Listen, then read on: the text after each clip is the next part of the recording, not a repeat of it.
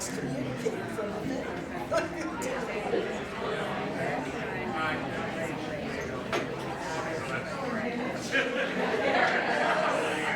Does Brendan present first? No, you.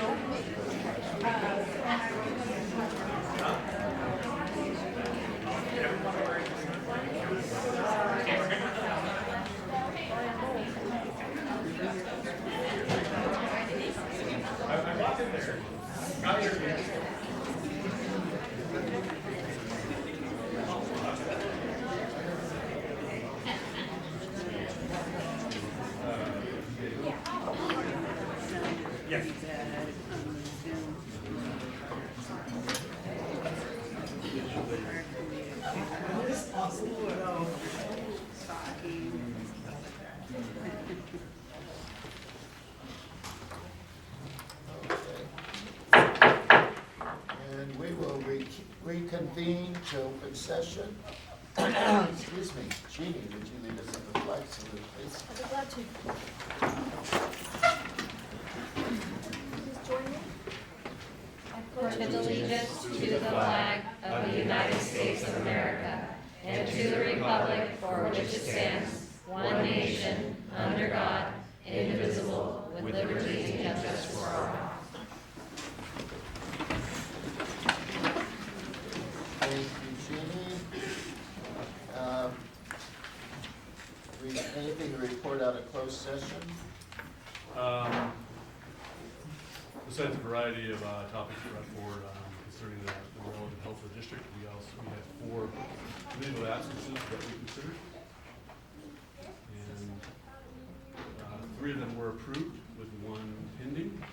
So we'll probably go to approving the 4th one if you want to approve this particular point. Do I hear a second to approve that 4th request? Or first, I'm sorry. I'll make the motion to approve. Second. Second. All those in favor? Aye. Aye. Okay, so be it. Okay. 8, informational, student of the month at Brookside and Blosser Elementary. Okay, do we have, would Brookside like to go first? Or Blosser? Who would like to go first? Flip a coin.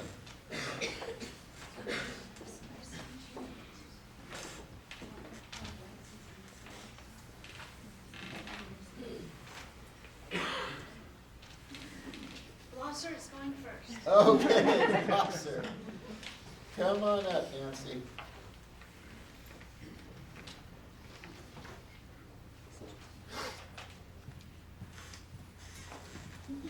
Well, it gives me great pleasure to announce our Student of the Month for Blosser Lane. We have a 3rd grader, a 4th grader, and a 5th grader who are being recognized. And for 3rd grade, I'd like to say a couple of things about our student, and then for each grade as well. For 3rd grade, we have Gabriel Gutierrez. And Gabriel is an outstanding student. He takes pride in completing quality work, consistently challenges himself in all academic areas, and knows the importance of owning his learning. Gabriel is a conscientious student, practices active listening with both adults and peers, and always follows school expectations. And to follow Dr. Crossman's model from last month, I asked some students, and they shared that Gabriel is a good friend. He's good at math. He helped me with my math. He's nice, smart. He's good at reading. A master reader, level 6. Really good at math. Kind of a fast person. Learns quickly. He uses nice words. He's kind. He's really a helpful person. Very, very, very, very, very kind, because he helps us with math. Helps with a lot of things. He helped me read my math problems. A really great student who helps with everything, kind and caring. And those are his 3rd grade peers that said that about Gabriel Gutierrez.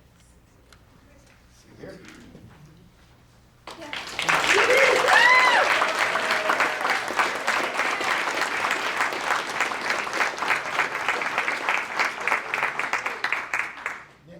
Nancy, can we have the parents come up with him?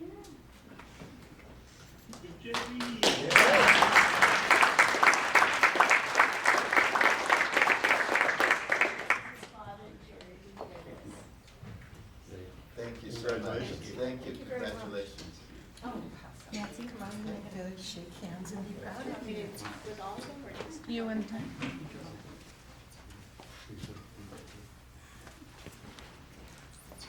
As soon as the end. Our fourth grade student is Mason Hood. Mason is a diligent scholar who is able to work quietly and independently, and also is exemplary working with a partner. He never distracts other students and is always kind and helpful. He volunteers to clean up after others in the classroom and cafeteria. While walking, he will hold up his hand doing the quiet coyote the entire way to his destination, encouraging his classmates to remain quiet and respectful of other classrooms' learning. Whether in the classroom or outside, Mason is aware of others' personal space and never runs in areas where it is unsafe. Mason always is polite and appreciative of gifts and is never heard complaining. You could possibly overlook him at first since he is so quiet and easygoing. However, it would be like overlooking a rare gem whose smile can brighten up anyone's day. And his peers said, Mason shares his stuff, helps people when they need help. He listens, holds up quiet coyote a lot. He's caring, doesn't complain. He's a good friend. He's awesome. He's a nice friend. He's just like calm. I can't explain it. Very, very kind. Different than the other classmates. Chill and calm. Extraordinary. He never really yells. A calm, gentle person. If he sees something on the ground, he will pick it up and ask if it belongs to anybody in a respectful way. If someone smiles at him, he smiles back. And that's Mason Hood.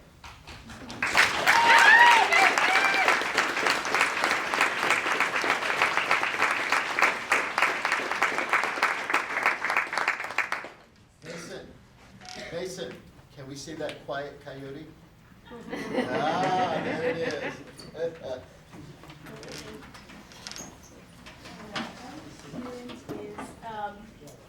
Emerald Nunez. You call her Emmy. Thank you. Oh, I see her back there. So Emmy is respectful beyond her years. She allows people to be who they are without judging them. These are from her peers. She's very respectful, a really, really good friend, really smart, a good person to talk to, an honest friend. If I'm sad, she tries to cheer me up. She doesn't tell people your stuff. She's very trustworthy. She's really kind to everybody, not rude at all. And she's really respectful too. Emmy is always nice and kind to friends. She is helpful and respectful. She always participates. She tells the truth. Is good at math, very helpful. When the line monitor is trying to do their job, she helps them. She tells people to stop if they're doing something they're not supposed to. And that is Emerald or Emily Nunez.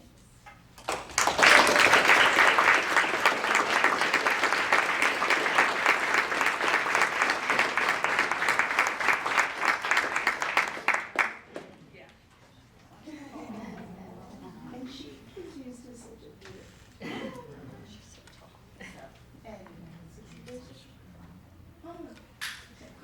Can we have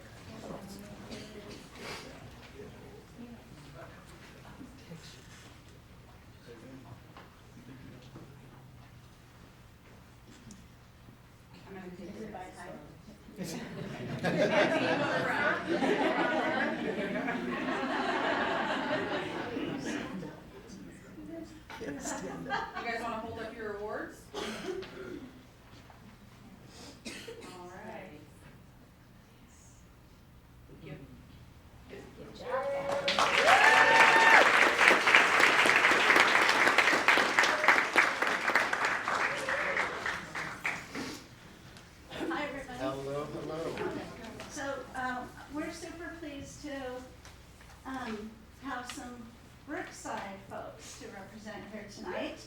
And the first person I'd like to call up is Valeria Nunez Carrillo and her mom, Lucia Carrillo Ramirez. Oh, And just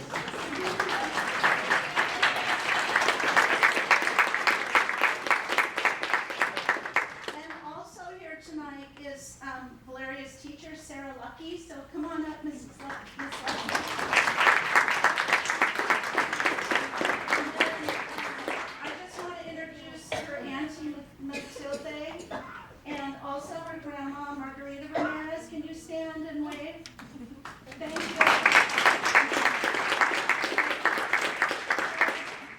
The most amazing thing about Valeria, here's your certificate, and her classmates say that she's caring, because when she helps someone up from the floor, that's a caring thing to do.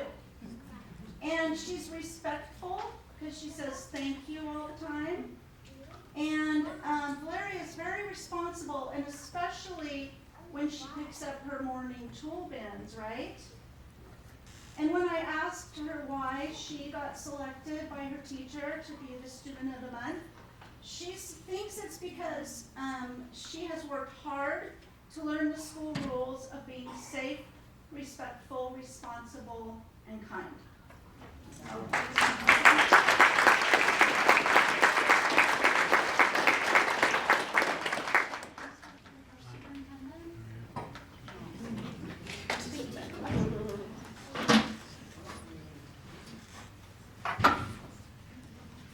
And then our next person who's getting a presentation tonight is Liliana Paniagua.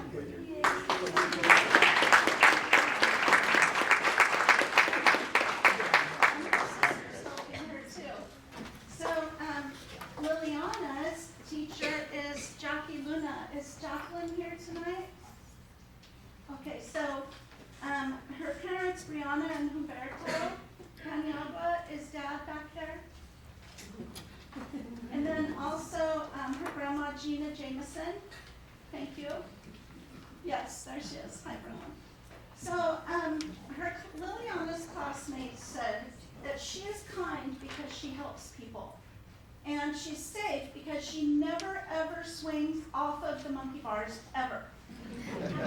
And her neighbor in your classroom, when I asked, said that when Liliana sat next to him, she was so kind that she gave him pictures with papers with pictures that she actually drew herself.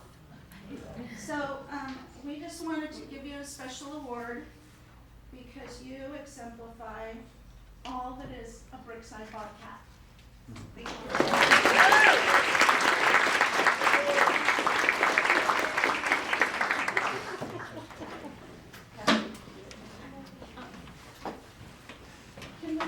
Can we get our special VIPs back up here first?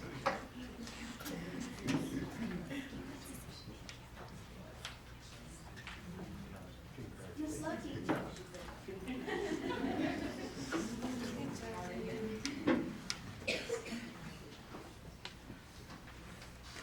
Come on, Mom.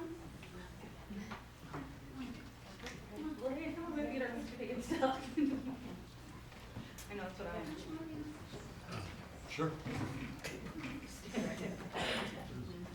Okay.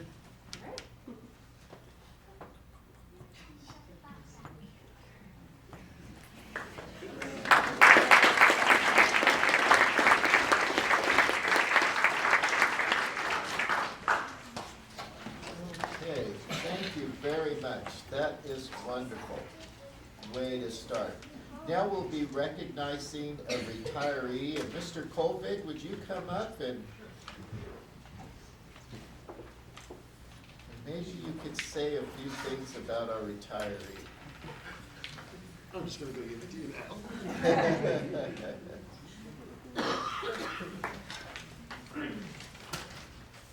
First I wanted to say I had to write this down because emotion is a wonderful thing. I'm here tonight to celebrate Carrie Stiles and her retirement from Willits Unified. Carrie has had a huge positive impact upon students and staff over all the years she's been here. As a coach, she has shown dedication and drive to teach skills to her athletes.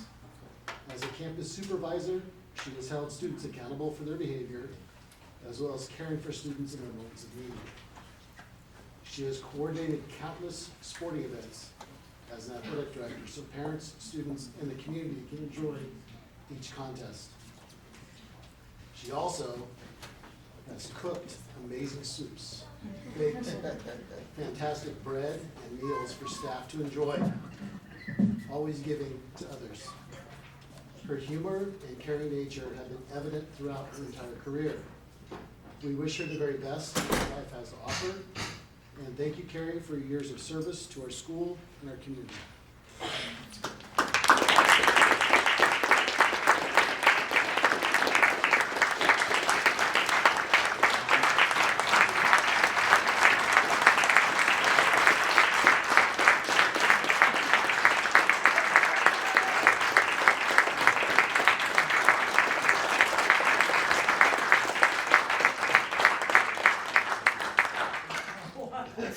Thank you. It's been an honor. Really has. Thank you so much. Thank you, Carrie.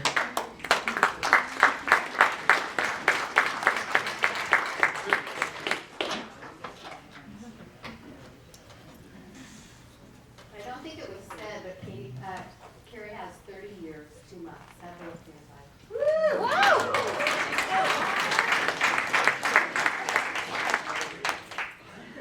And I'll have to have my own personal thanks to Carrie, because when I became principal there at the high school, she kind of showed me the ropes in regards to her areas in athletics. And so thank you so much. And thank you for your kindness and your time and your dedication to our babies. So thank you. You're a wonderful person. You really are. Thank you.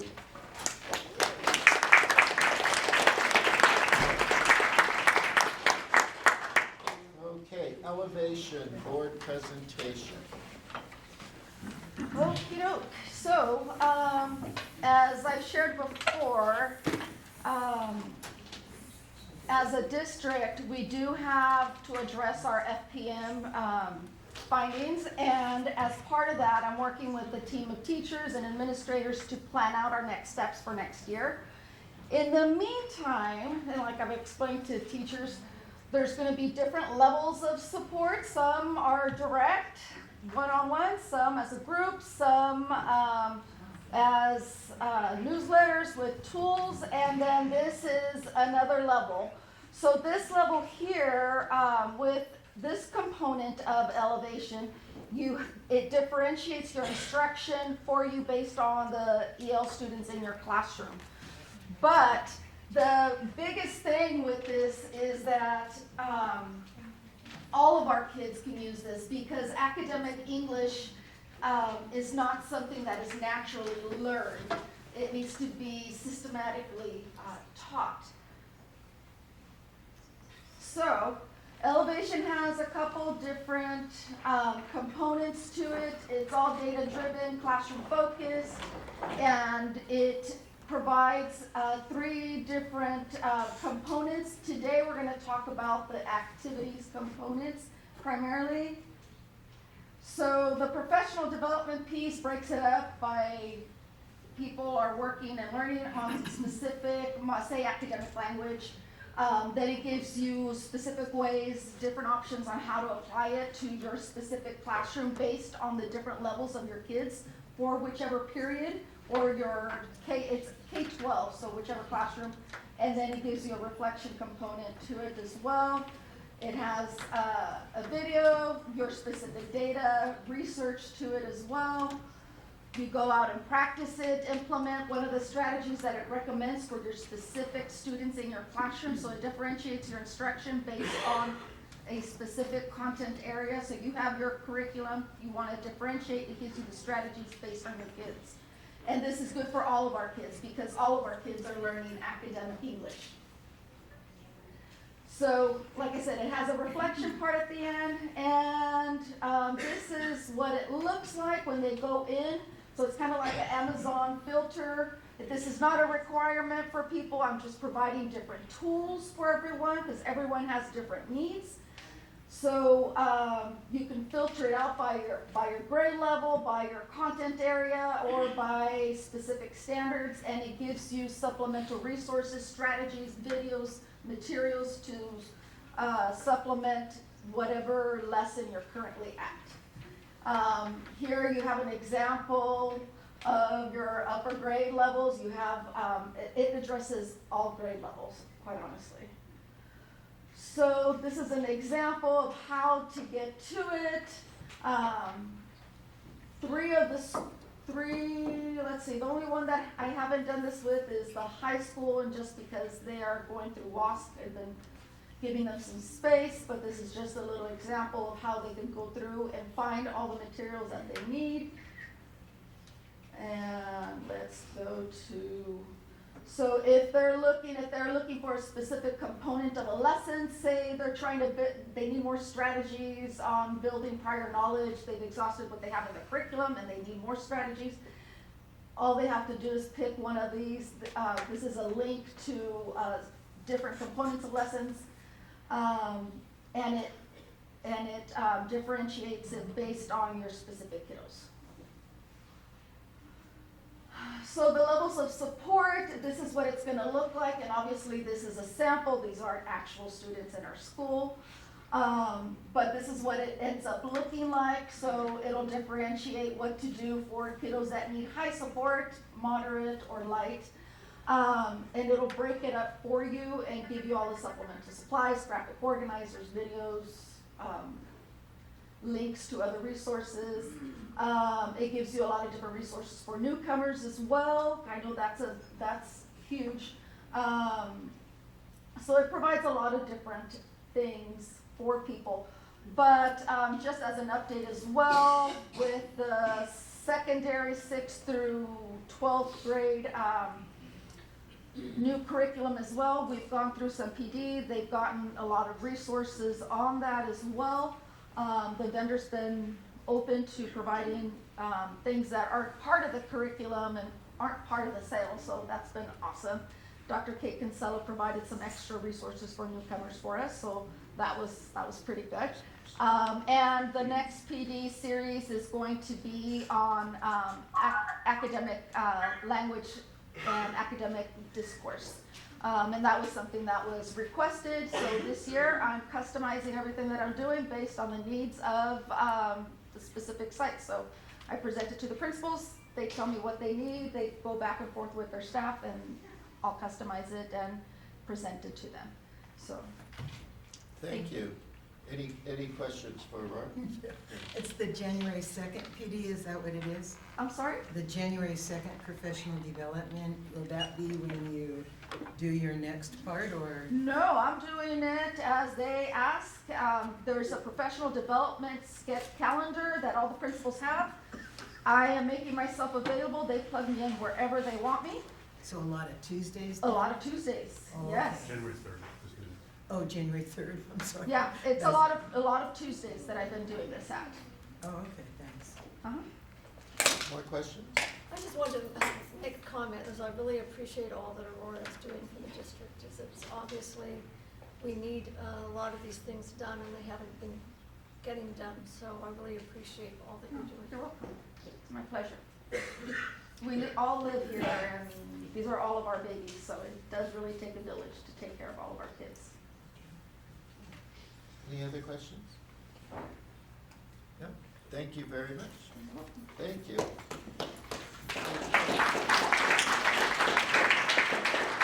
CBED's report. We, every year in October, there is a CBEDS report. It's basically a census day for the state of California for how many students you have enrolled in your system and attend on a particular day. On 10/5 of this year, we had 1,530 students. That is 14 more students than last year on the same date, and 22 more than 2 years ago on the exact same date. So that's what we have on our CBEDS day, Census Day, CBEDS Day. Okay. Any questions for Mr. Feedy? Not hearing any.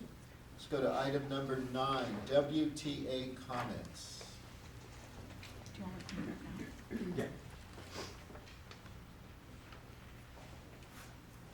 Good evening, Willits Unified School Board, and thank you so much for allowing me to give a presentation today. It's a different take on what usually goes on, but thank you, Robert, so much Oh, for organizing it. Hold on.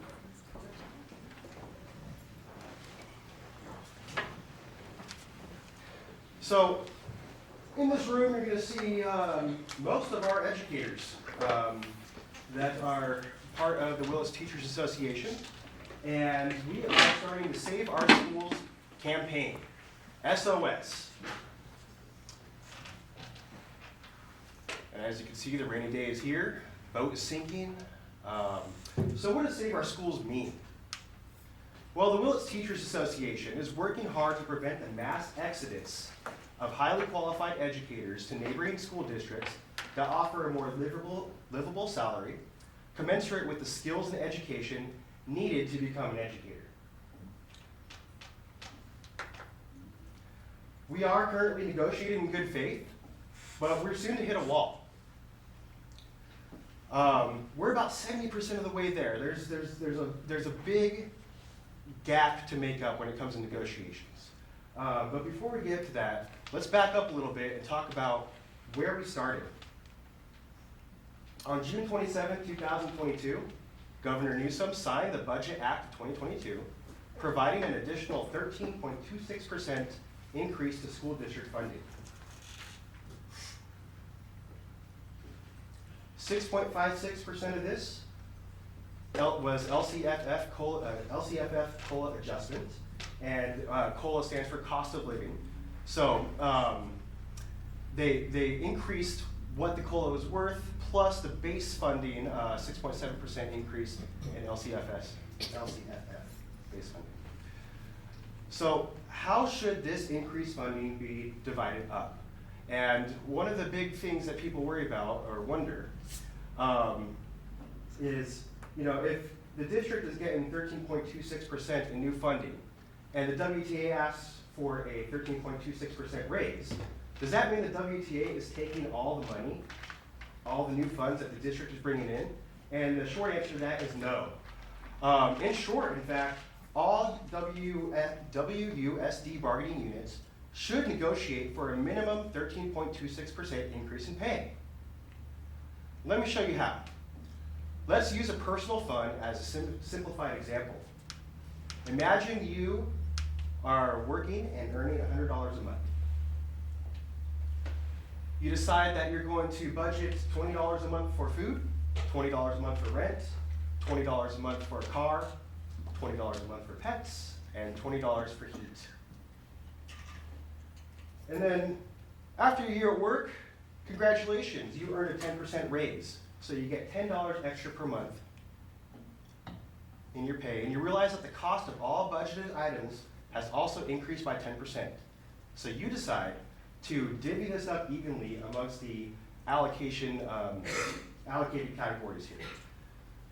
So in effect, you're going to add $2 to each category, $22 for food, $22 for rent, et cetera, or increase the funding to each category by 10%.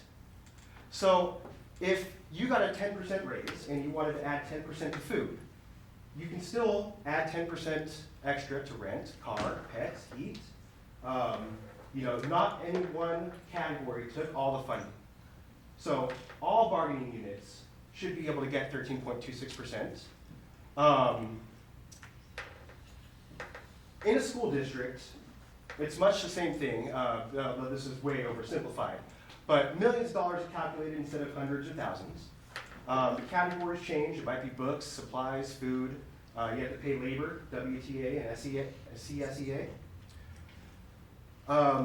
Again, the same concept applies. 13.26% increased funding can be added to all categories to preserve the status quo in spending.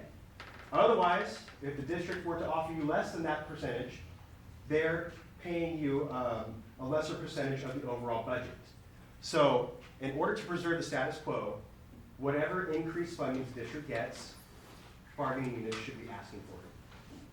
Of course, a person or school district may want to increase or decrease funding in any of these spending categories. Makes sense? And the WTA, as a body, is asking for more than 13.26%. Why would we do this? Why would we demand an increase in funding over the new monies that the district is receiving? This is due to an event that I have nothing better than to call the Great Divergence. I've made a nice little graph for you here. The schoolhouse in blue is Ukiah, and the schoolhouse in red is Willits. And the numbers are a little cut off at the bottom there, but that's okay. The first year is 2019-2020. And what you'll see here is that during that year, the Willits Teachers Association won a raise of 2.25%, while Ukiah Teachers Association got a raise of 3.73%. And that little black box in the middle, that's probably very hard to see in the back, means that there's a difference in pay rates. If you were to work in Ukiah, you'd be paid 11.3% more. And if we were to go back to the year 2018, 2019, 2017, 2018, those years, probably the narrowest gap between both school districts, Willits Unified and Ukiah, was about 4%. So moving forward, 2020, 2021, Willits Teachers Association got 0%. Contracts were obviously closed for 2 years that first time around, or some other event that didn't allow us to negotiate. Ukiah teachers got 2.79%. So the gap has increased now to a 14.4% difference. And by the way, I should mention that these differences are located at the top of the salary schedule. So plus 90 credits, professional development credits. You've moved over in all your college needs on the salary schedule, and you're at the top tier. So basically, you're a teacher that's been working for 20 plus years. Okay, so 21-22, this was just this past April. Our negotiators did a wonderful job of negotiating one of the bigger raises that Willits teachers have gotten. And that was 5.91%, plus we squared away the salary schedule. Ukiah teachers got 3%. So we narrowed the gap just a bit to 10.8% difference. But this year, with the 13.26 increase in funding, you can see that Ukiah Unified got 11.71% raise, leading to a gap in pay rates of up to 24%. Actually, I should say up to 33% if you're in the mid-tiers. So 24% at the top tiers. And again, if you're in the mid-tiers as well, if you were to go to Ukiah and start working there tomorrow, they'll accept all years of credit. They'll accept everything you have, and you can make $2,000 a month or more extra just by driving. So I made you a little map. This map is definitely to scale.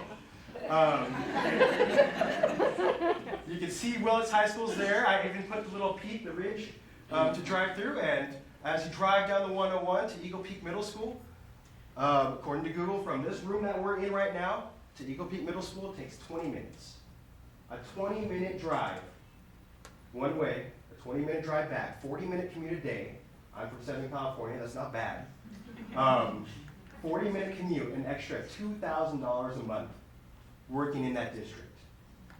Save our schools, right? I mean, this is mass exodus waiting to happen this summer if we don't fix this.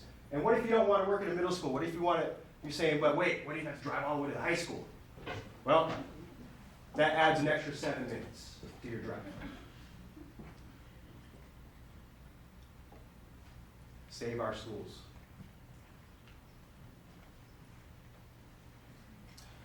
So back to our wall then.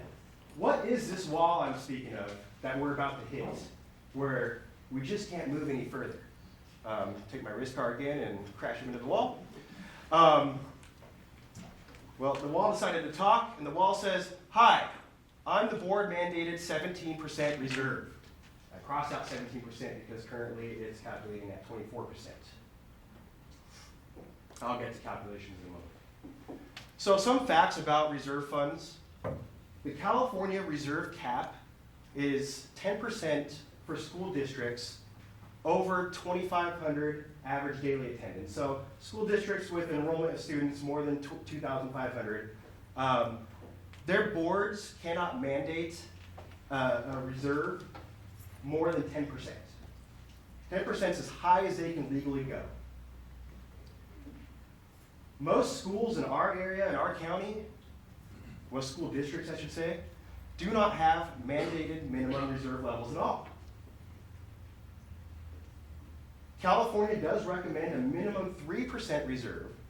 Still, it's just a guideline, but you know, we do want to be fiscally responsible, so at least 3% is probably a great idea. But the need to use reserves is typically very short in the amount of days or weeks. And our 17% reserve right now is supposed to be based on the needs of the district to cover the cost of the district for 2 months. But I don't know of any scenario in the state of California where we're going to receive zero funding for 2 months, right? These shortfalls in being able to meet our expenditures are typically very short-lasting, and it's unnecessary to have an overly large reserve. And you might be asking, why do we care about this? And I'm going to get to that in just a moment. Willits Unified School District, the school board mandate for our reserve fund is 17%. See a lot of shaking heads back there, and that's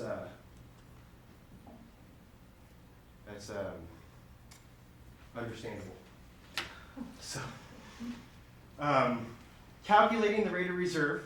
This is how I did it. The total rate of reserve is calculated by dividing the unrestricted ending fund balance by the combined total general fund expenditures.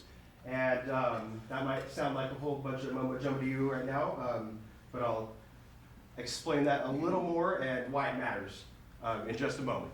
But let's take a look for a minute and compare what the reserve mandates are for districts around us and what the reserve levels, calculated the exact same way, RU plus unassigned funds, so your total ending balance.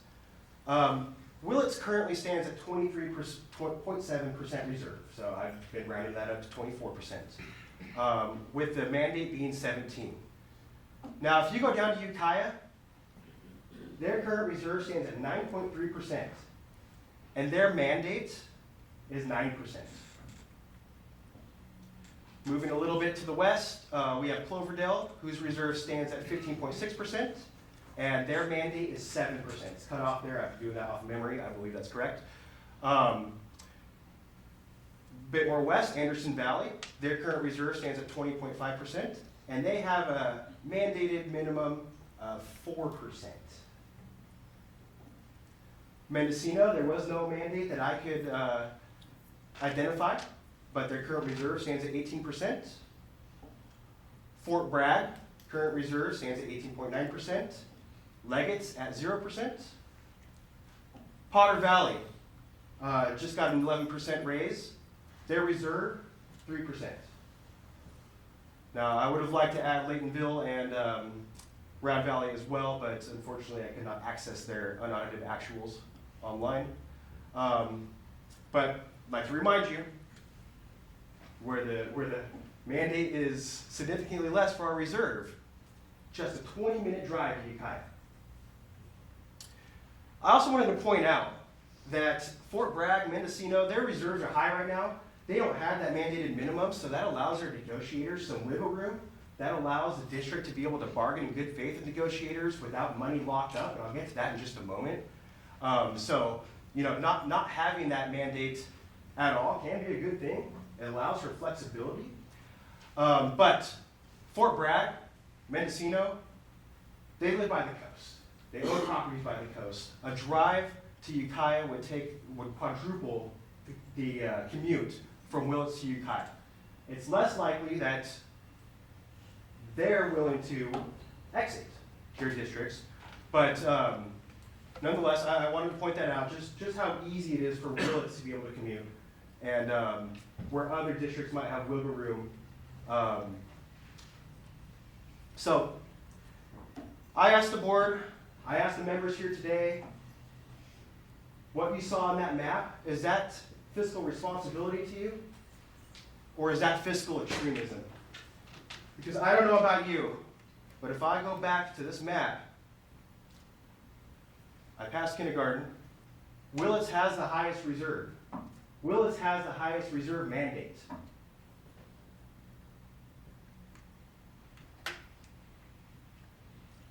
So how does this affect you, Willits teachers? Remember, maybe not, how the calculations for reserve funds are based off expenditures? Well, this means that the district must add 17% to the cost of any expenditure it has. That includes your wages. There's a guy hiding in the money there. This means that for every $100 in wage and benefit increases offered, the district shows us it costs them $117. And the district uses this to show deficit spending where it otherwise would not exist.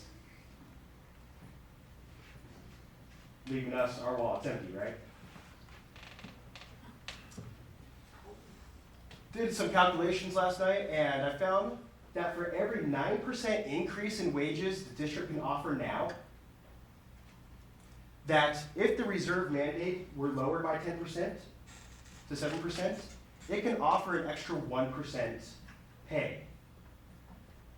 So, I guess put another way, if the district were to say, hey, we can offer you a 9% raise, but anything past that is going to lead to deficit spending and we're going to run out of funds. If that fund reserve, that fund mandate was lowered from 17% to 7%, the district could offer 10% raise without entering deficit spending. So, remember in the beginning too, I mentioned that all bargaining units should be asking for at least 13.26% increase in pay, plus more on top of that to fix the great divergence. So, I mean, we could be potentially talking about 18% on up, you know? So, with a huge reserve like this, you're locking up possibly 2% of our wages. And I call this, I don't know about you, but I call this wage theft. Pure and simple. This is wage theft. How can we continue to negotiate with the district in good faith when the Willits Unified School Board has locked up so much money? So what can the Willits Unified School Board do now? I say call an emergency meeting and lower the minimum reserve mandate by 10% or more.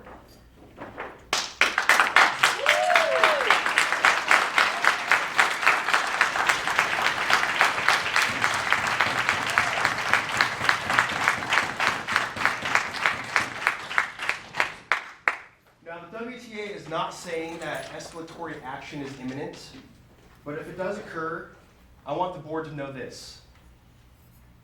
Our students deserve the best, highly qualified educators. Hear, hear.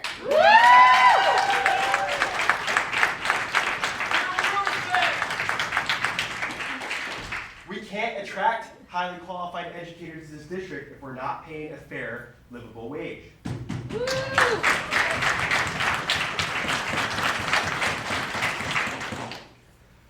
School-age children need consistency for learning to occur, and that can't happen if this district faces inconsistency because people are moving to Ukiah.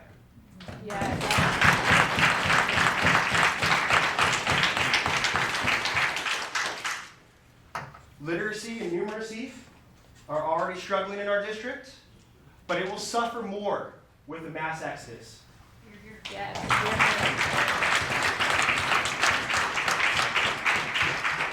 And I am here tonight to tell the board that only you can prevent this from happening. Yeah.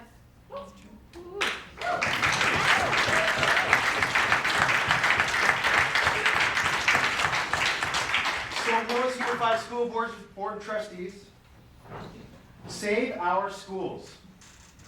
Tear down this wall.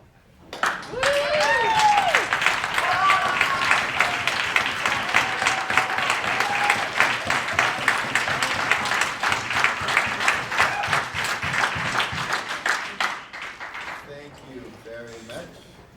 CSEA comments.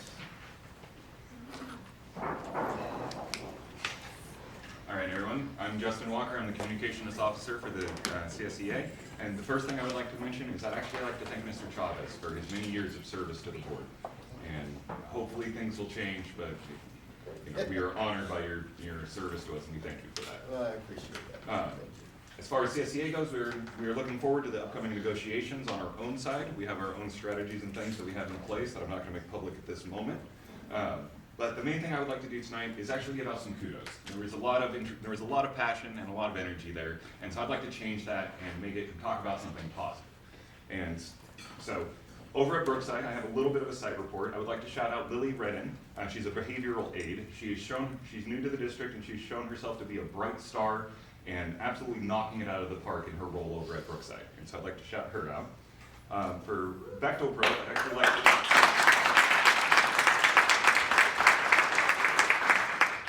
For Bechtel Grove, I would like to shout out Megan White, actually. And so her and her students actually helped out a special day class student at Brookside to help decorate her wheelchair in like a princess. And everybody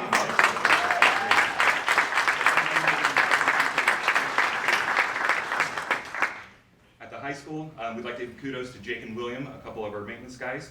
When we had a little bit of a storm yesterday and the power went out, they jumped to and made sure that the kitchen had the lights that they needed so that they could feed Sherwood School that day. And so we wanted to shout them out for that good action.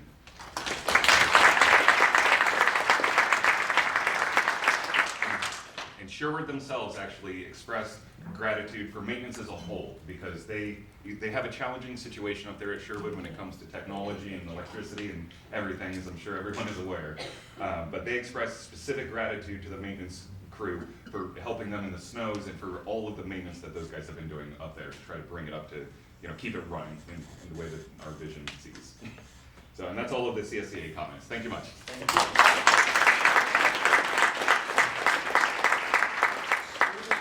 Representative comments. Hi everyone, thank you for having me. So this is what's going on in Willits High School here. FFA is doing a canned food drive for the Willits Food Bank. ASB is putting on a Powder Puff football game November 10th at 3:30. You guys are all invited. And November 2nd, the Latino Club put on a Dia de los Muertos celebration at lunchtime. Winter sports are starting up. We are getting ready for finals next week. December 15th is hot winter's night. You all are invited to that also. There will be soup dinner before. And our varsity football made it to playoffs with an 8-2 record. They will play their first playoff game in McKinleyville. We have a spirit bus taking students to the game also. That's great.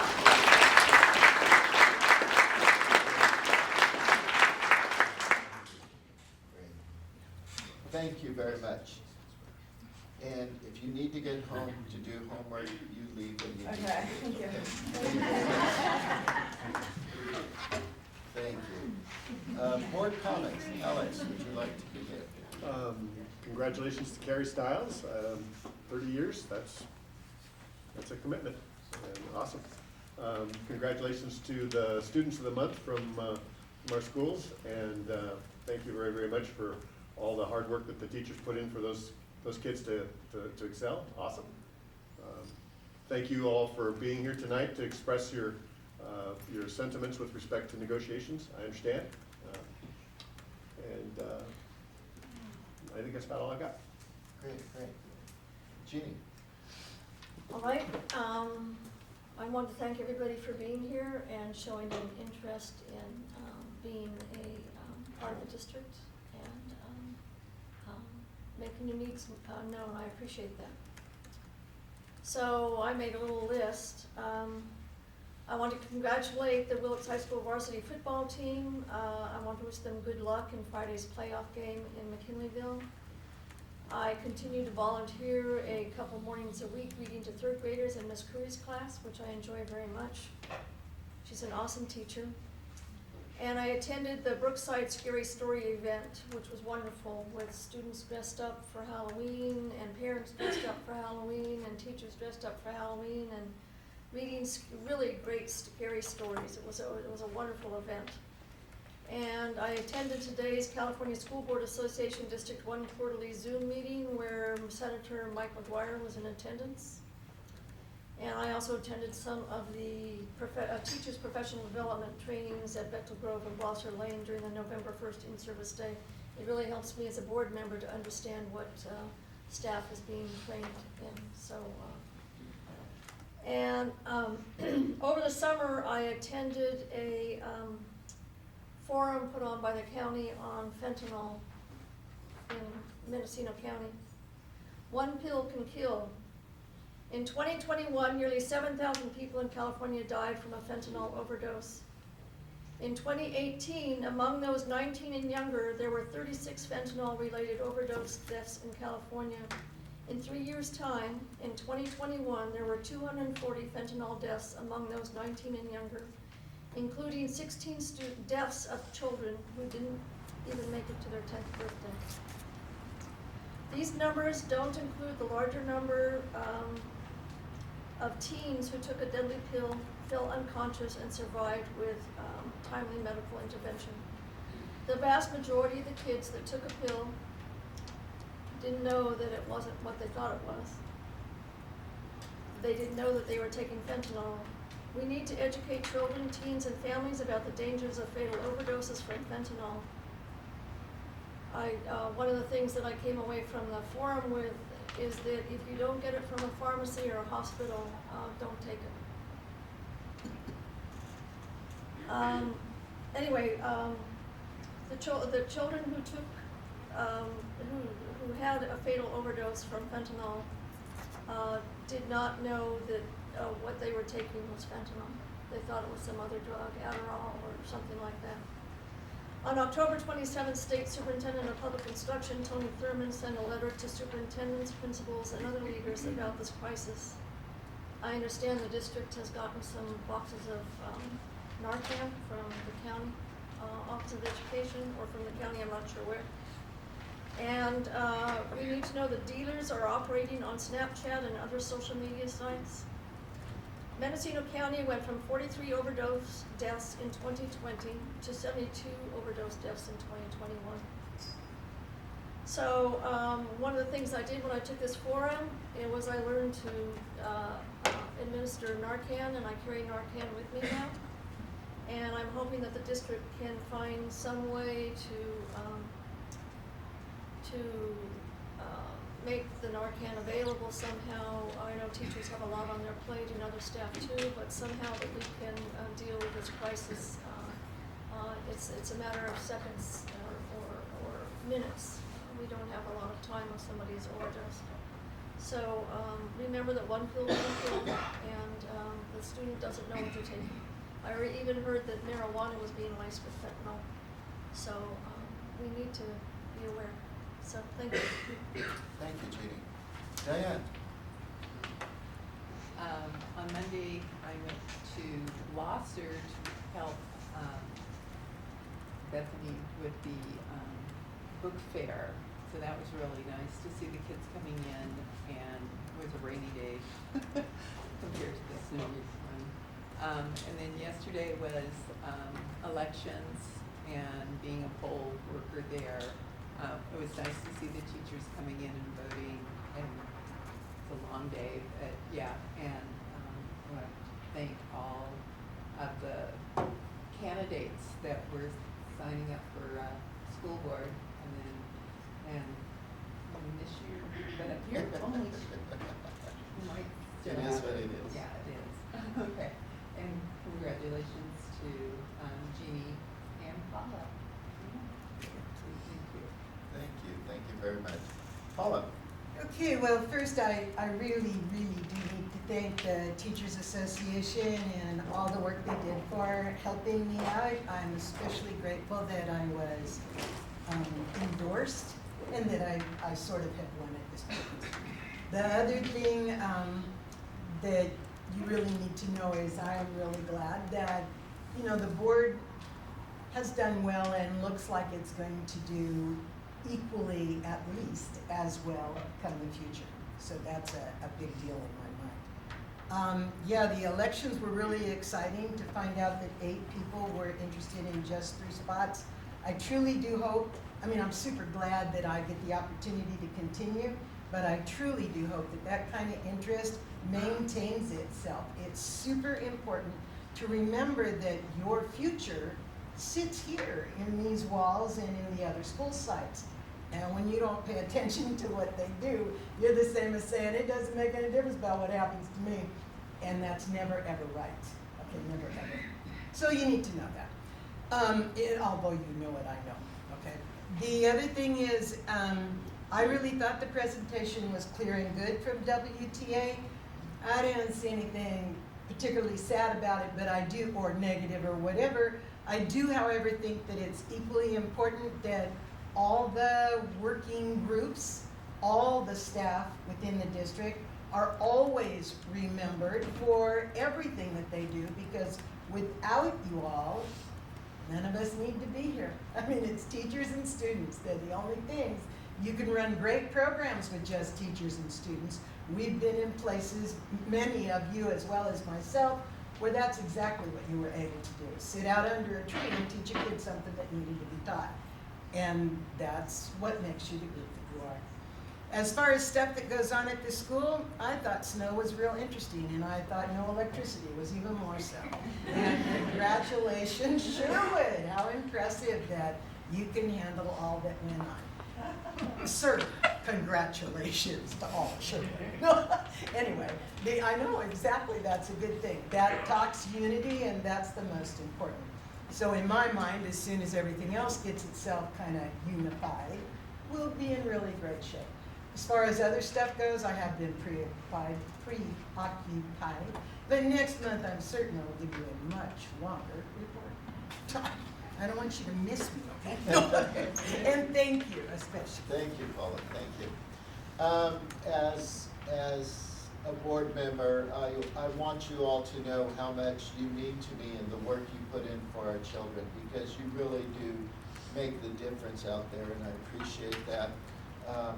I also appreciate all the board members and all the work that they put in, and our district office and our administrators.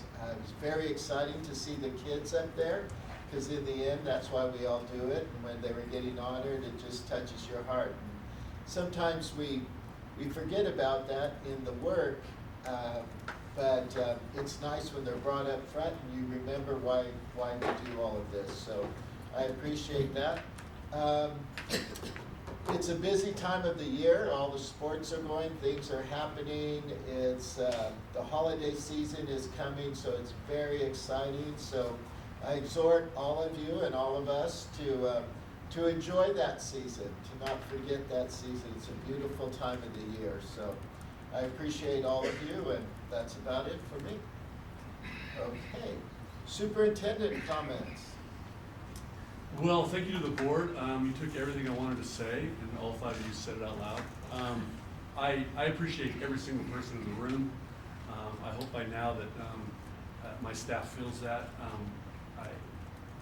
Teamwork has always been a hallmark of my career. Coming together, finding common ground, finding the ability to work together towards a common goal. And I'm finding myself in multiple situations in multiple rooms where I sense that is a strong component of our system, and that's something that I'm going to continue to work towards. We've had a busy October. Anybody that knows about education, and that's pretty much everybody in the room, knows that October is lengthy, it's long. This particular October actually had 5 Sundays and 5 weekends in it, which is a little rare. And so that means that we had 5 full weeks of October. And it's a long run from Labor Day to this upcoming Friday. And our staff has really responded extremely well. The newness of the year has a tendency to wear off during October, and students' behaviors begin to kind of surface and manifest, and I know our staff has very much responded to that. We had a very productive, I thought, professional development day a couple weeks ago. Thank you to our site leaders in Aurora for leading this effort and our staff for their openness to information. Obviously, yesterday the weather began, and for a city kid in the valley, it certainly took me by surprise. I had not seen snow in a couple of decades, to be honest with you. So as I drove up to Sherwood yesterday, I go, whoa, this is interesting. Certainly as my car was, I had to go a little slower than normal going up to Sherwood. So that was fun. It was fun to see the snow. I want to thank you to all of our staff yesterday for very much responding. We had probably 7 or 8 issues all happen within about a 3-hour period, and I thought everybody worked really well together to come up with solutions. So thank you to everybody. Maintenance especially for taking care of Sherwood to get us power to keep us going up there. We are definitely in the cold and flu and RSV season, and COVID is still among us. So please take care of yourselves, get rest, wash your hands, and stay home if you're ill. As always, I'm humbled to lead Willits Unified with everyone in the room. I want to wish everyone, since I'm probably not going to see you, if I don't see you, a very happy Thanksgiving. Thank you very much. Thank you. Okay, now, public comment on agenda items. If you have a comment on agenda items that are agendized, please come forward. Okay, not seeing any. Okay. Oh, please come on up.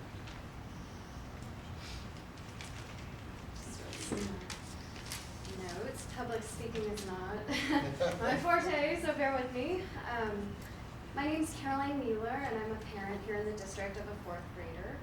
And I am here today to support the teachers in their endeavor to obtain higher pay commensurate with their experience.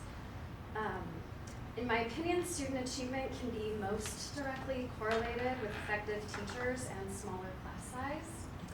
Teachers who feel fairly compensated and respected as professionals, I believe, will be more motivated and passionate about their job.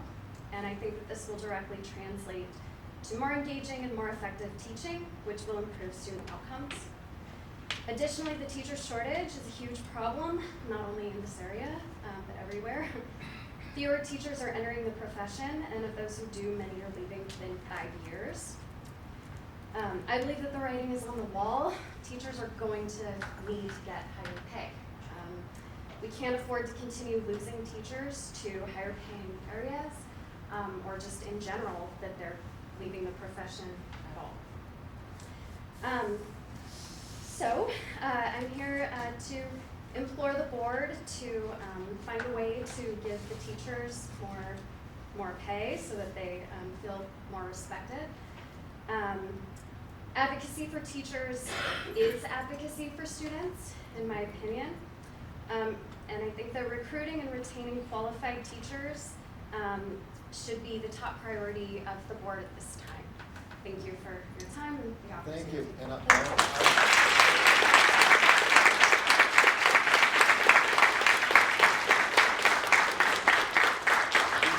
you did very well in your public speaking. Thank you. I have to say. You did very well. Thank you. And we're going to hold off on the open comments until after the consent items. But thank you so much. I'm sorry. I thought No, this no, was for you the know, agenda item. no, you started and I just let you go. So you did great. Thank Sorry. you. Okay.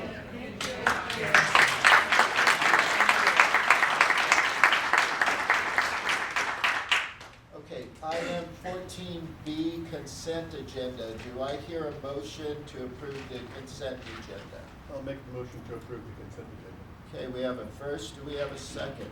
I second. And a second. Any discussion amongst the board? I have a question.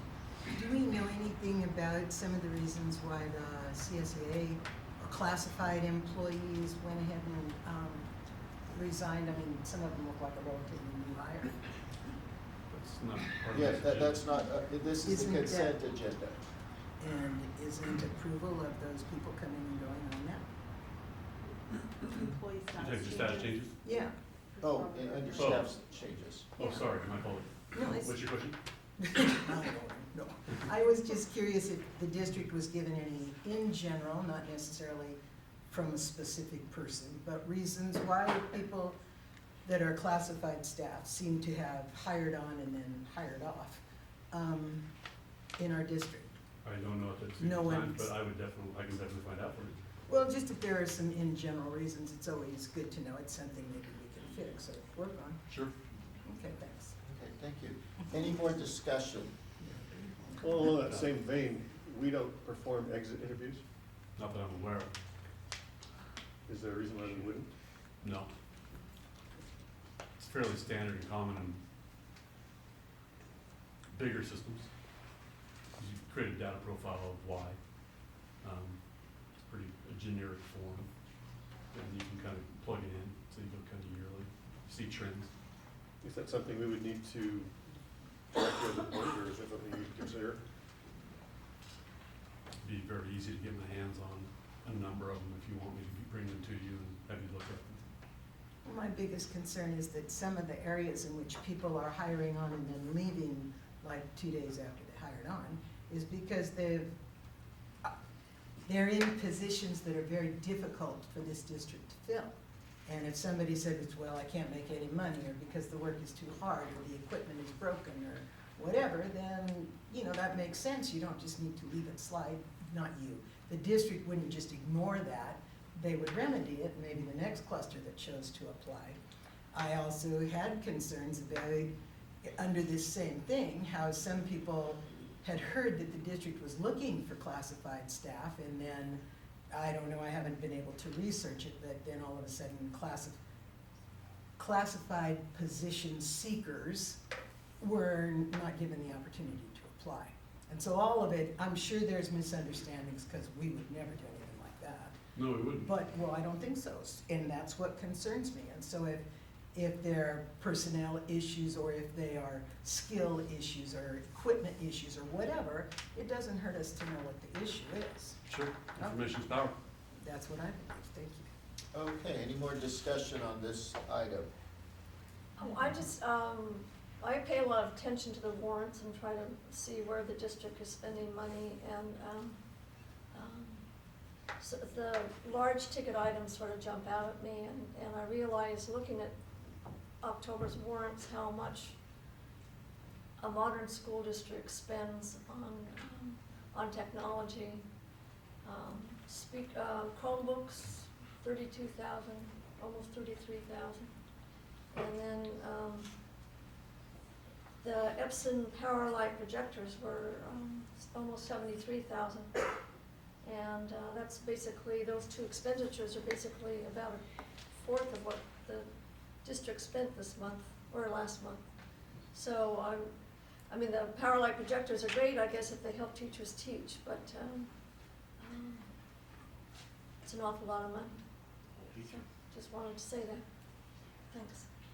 Okay, any other comments on this agenda item? Not seeing any. All those in favor? Aye. Aye. Opposed? Motion carries. Okay, so now we're coming to the public comment for items not on the agenda. I think I see a few people out there that may be interested in speaking. There is a 3 minute amount of time that you're able to speak, and I will need a board member to watch that time. I don't know if there's anyone available to do that. And however, if you, and maybe they'll just raise their hand or something like that, but if you need to continue, and let's say it's 3 minutes, you really have something else you need to get out, you can come back at the end of the line. We just want, there's so many people here, I don't know how many people are gonna speak, but we'll be here all night. So, but if your 3 minutes are up, you really didn't get to something, just get in the back of the line, we'll let you come up and have another 3 minutes. That way everybody gets their say, okay? And please say your name for the record, okay? Thank you. Hey, good evening, board members. My name is Amanda Laskovitz. I've taught here, it's my 9th year teaching, and this school district is the only school district that I've a negotiator for our teachers' union. And when teachers speak together in one voice, the voice of our union, we can accomplish more together than we can alone. And teachers need professional pay here at Willits Unified. Because professional pay will reduce teacher turnover. Professional pay will retain our highly qualified staff, our veteran teachers who are highly qualified to teach their grade level or their single subject. Reducing teacher turnover and retaining those highly qualified teachers are in the best interest of our students. This evening you will hear from my fellow workers, and we are united when we say professional pay for professional service. Good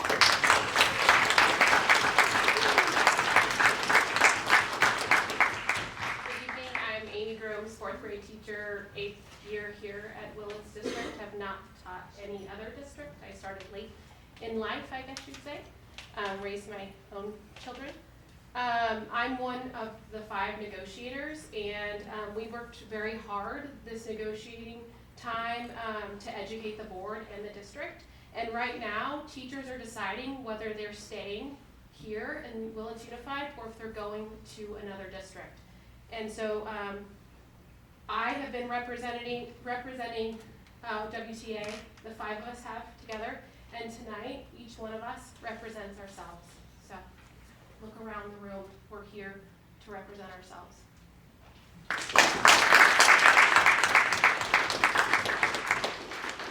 Good evening, my name is Hannah Turner and I am a kindergarten teacher at Brookside and also one of the 5 negotiators. As everyone has been saying, just the professional pay for professional services. I am not from Willits. I moved here because of the job, and after my first year was like, I'm leaving. But I ended up falling in love with this little town. I'm from big cities, and just being here, I absolutely love it. But to be able to make almost $20,000 more down the hill, why wouldn't I leave? Like it makes sense to end up leaving. I don't want to, so please help us out. Help keep all these amazing people behind you, so that we have qualified teachers who love what they're doing and love where they're at. Thank you.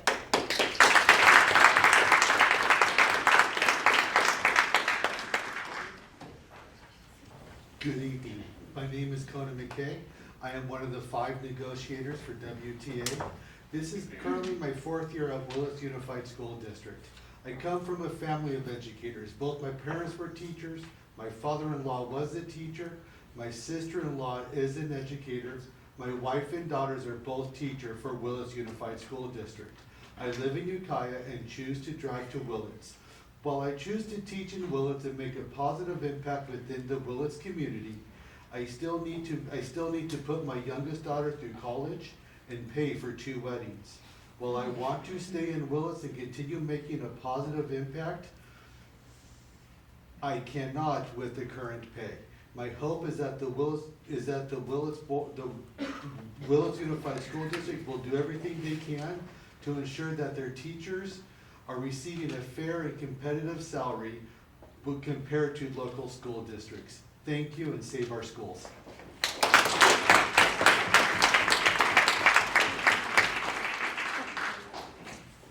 Good afternoon, board. My name is Brian Bowles, and I'm the CTE teacher and I'm the lead negotiator for Willits Teachers Association. I'm the son of 2 educators.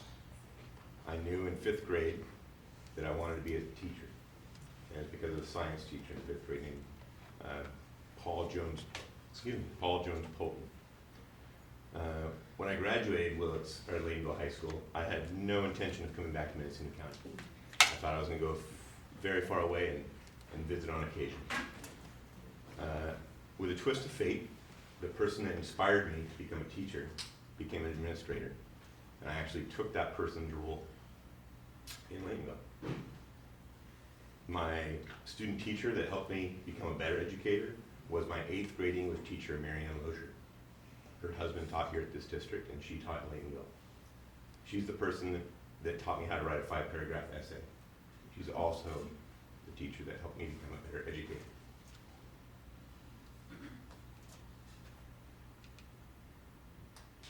Throughout my career, there were a lot of successful habits that were instilled in me by my parents, Dave and Debbie Bowles, my teachers, my coaches, and later my colleagues that are here tonight. I was fortunate enough to referee under Tom Tilden. I was a coach under Carrie Stiles.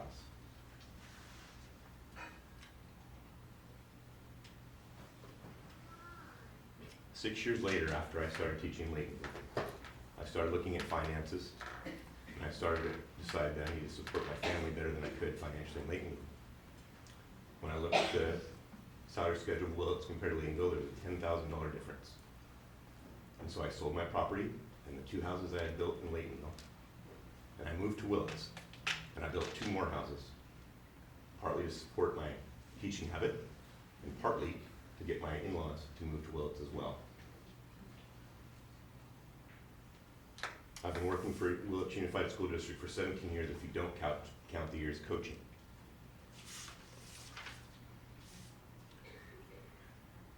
One of my favorite things to do in life is coach. I've wrestled since I was 4 years old, and I believe that it is what has given me the strength that I have to be a great teacher, to be a role model, to be a husband, and to be a lead negotiator. I have a few rules about coaching. Be consistent. Teach students how to work hard. Build self-confidence. Model coaching, winning, and losing with dignity.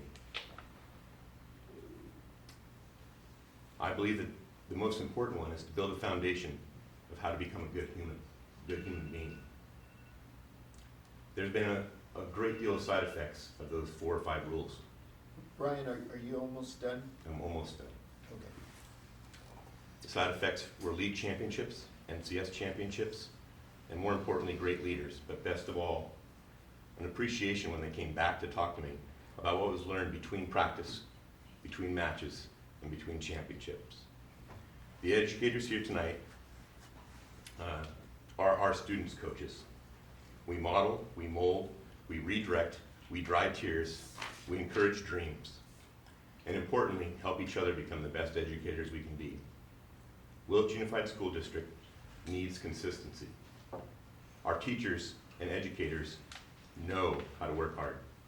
We know how to build self-confidence, and we will continue to win and lose with dignity. All we ask is that the board make better decisions financially so that we can continue the essential work of championing good humans here at Willits Unified School District. Thank you, Brian.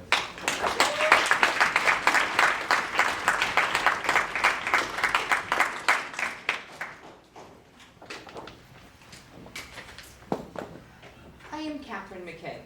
I am the granddaughter, the daughter of an educator, the daughter-in-law of educators, the wife of an educator, and the mother of an educator. Kind of runs in the blood. And, excuse me, and I proudly teach at Bechtel Grove Middle School. The question has often arose, why did I choose to teach in Willits? I chose to teach in Willits because it's very similar to my hometown of Trona, California. Little geography lesson, it is 40 miles away from one of the entrances to Death Valley. Very rural setting. I was born and raised in Trona, which is very much like many of our students and faculty who are and were born and raised in Willits. There is something very unique and special about teaching in a small town. My father chose to move his growing family to Trona because of 2 things at the time. It was the highest paying school district in the state of California at the time, and because of the number of educators with graduate degrees at that time. That was 1958. It was pretty rare to have master degree level teachers in a high school and junior high. Because of the pay scale there, it was very little teacher turnover. Because of the pay scale, families were committed to Trona and the school community and the community as a whole. Because of the pay scale, students were exposed to world-class educators with a vast variety of life experiences that they could share in their classrooms. Because of the pay scale, educators were able to invest financially in the community. We have heard your voicing of how important our students are to our community. However, the educators have not heard how important we are to those students. As the colloquialism expresses, you put your money where your mouth is. Are you not willing to spend the high reserves to support both those students and educators and our support staff? It has been stated that those high reserves, well above what the state requires or suggests or mandates, are being held for a rainy day. It's raining.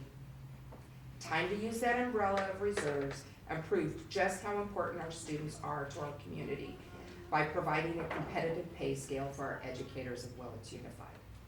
It's raining, it's pouring. The students are struggling because the teachers are not valued. Professional pay for professional service. Please save our schools. Thank you. Thank you.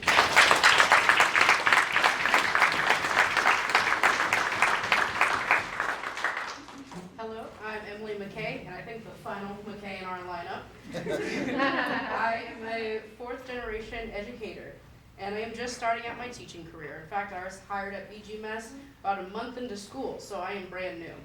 I'm both excited and terrified to start my career in education. But as the day goes on, even as the periods go on, I gain more knowledge and experience from my fellow educators, from our supportive staff, even our students. They give me the ins and outs of the school. All of these individuals keep me learning and gaining the skills I need to teach. Teaching has been my dream job since I was little. I was raised in the classroom. I knew everything going in. Of course, the joke of it's in my bloodline continuously shared as soon as I mentioned I wanted to be a teacher was a, oh no, it's the curse in this bloodline. However, my excitement and eagerness to learn and work with our schools does not hide my fear. This is my first year teaching, and as a young professional, I do have to plan for my future. My partner and I are navigating where we want to settle down and spread our roots, where we want to stay. We want to be involved in a community. And as of right now, Willits is not looking like a good option. It doesn't look sustainable. The competitive pay isn't here, and I need it to be. I want it to be. I enjoy working at BGMS, even though it's known as the difficult school. Kids just need more attention and more love, so the teachers need more attention and more love across this entire district. Not only for my own future, and I need it for my fellow educators. We need professional pay for professional service. There is no future here if you don't pay for the present.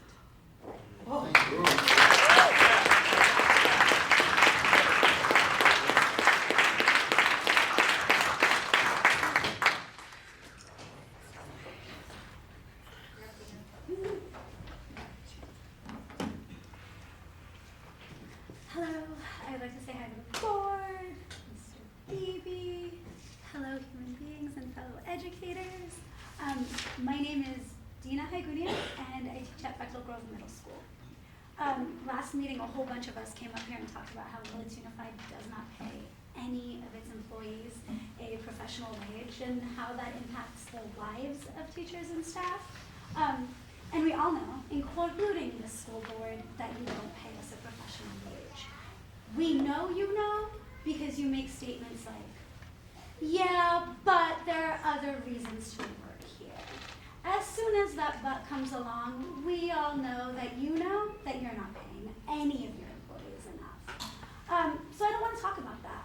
Instead, what I really want to talk about is how our pay scale affects and impacts every child's education, the classroom, and our community as a whole.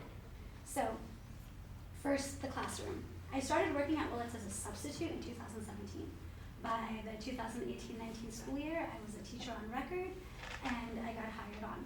Since then, I have seen my class sizes almost double. I have gone from an average of 15 to 20 students in a middle school classroom to 30 to 34 students. 2 students over our contracted amount. You all are paying me extra money because I have an overage of students. And to be accurate, our numbers have not gone up. Our enrollment numbers have steadily gone down every single year since I've also worked at Bechtel Grove. So that increase in students isn't because we have more students, it's because we keep losing teachers and we cannot hire and replace them. What does that mean to have 30 plus middle school students in a classroom? It means I get less than a minute and 10 seconds per student. It means that every single day students are left with their questions unanswered. It means I am getting through half to if I'm lucky, 2/3 of the curriculum that I would normally get through in a school year. It means your children aren't getting the education that they deserve because there is not enough of me to be able to provide that. And I am a really good teacher. I mean, I'm not the best, but there's just not enough of me. One-on-one help, it's not happening. It's not happening. It's not happening. And I want to be clear that it's not just teachers. Right now, In and Out pays its starting employees more than we pay our veteran parents. My dear friend Emily, the third Ms. McKay who works there, would be getting paid more a year working at In and Out without having to do all of the free unpaid work you do, and without the anxiety of worrying about how you're going to meet all of your students' needs. Dina, are you almost done? Your time's up. Oh, yeah, really quickly. Sorry, really quickly. Sure. The Willits Unified School Board is one of the biggest employers of the school district, and they are keeping our community and our economy artificially depressed with this, with this reserve. If you paid us more, your competitors who are competing and winning for your employees would pay more, which means we would have more money to spend in our local community, which means we would be spending more on locally. You are depressing our economy, you are hurting our students, and you are hurting us. Thank you, Dana. Thank you.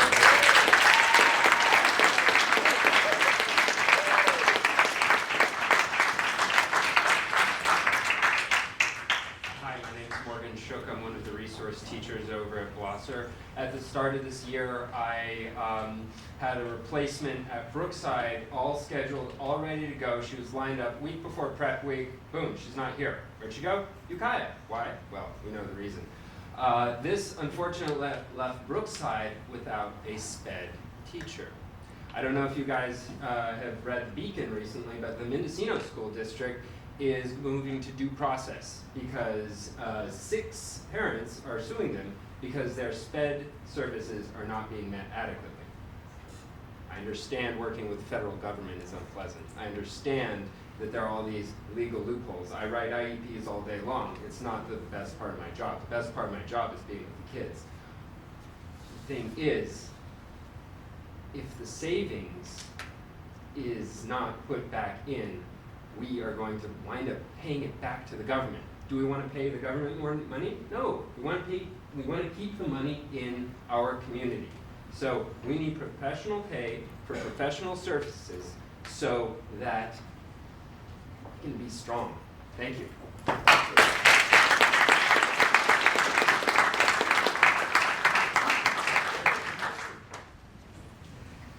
Good evening, Willits School Board, Superintendent Beebe, fellow educators.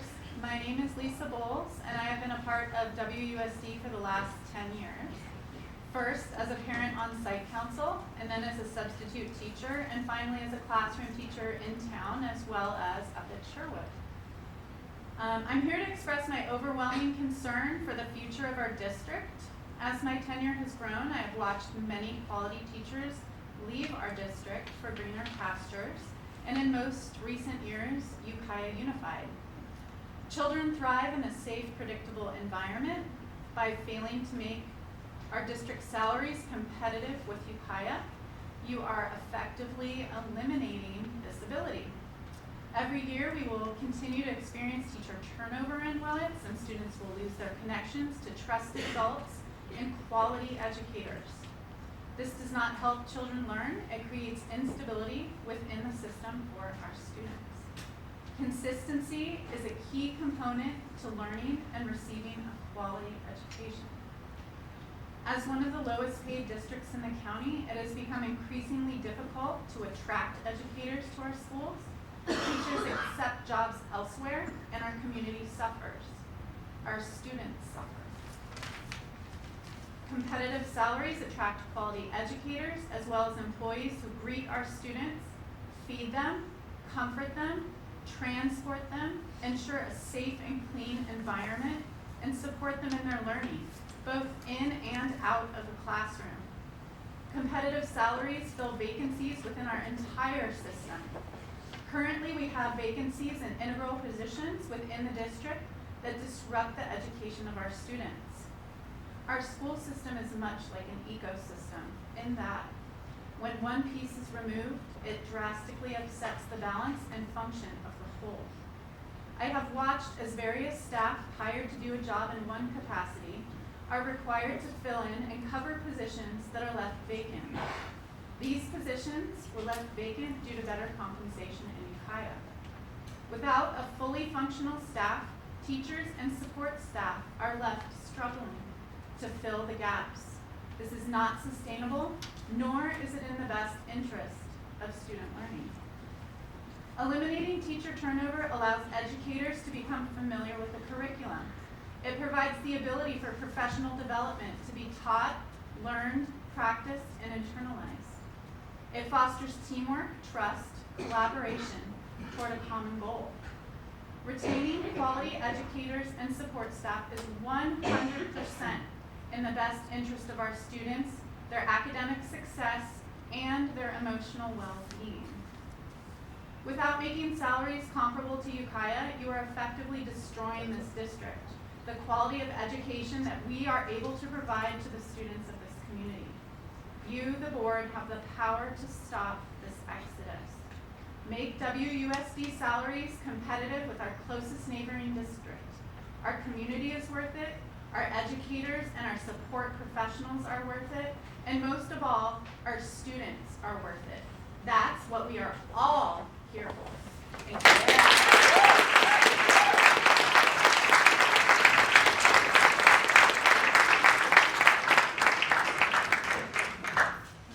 Good evening, I'm Sandy Lucier, and I've been teaching here at Willits Unified for 18 years.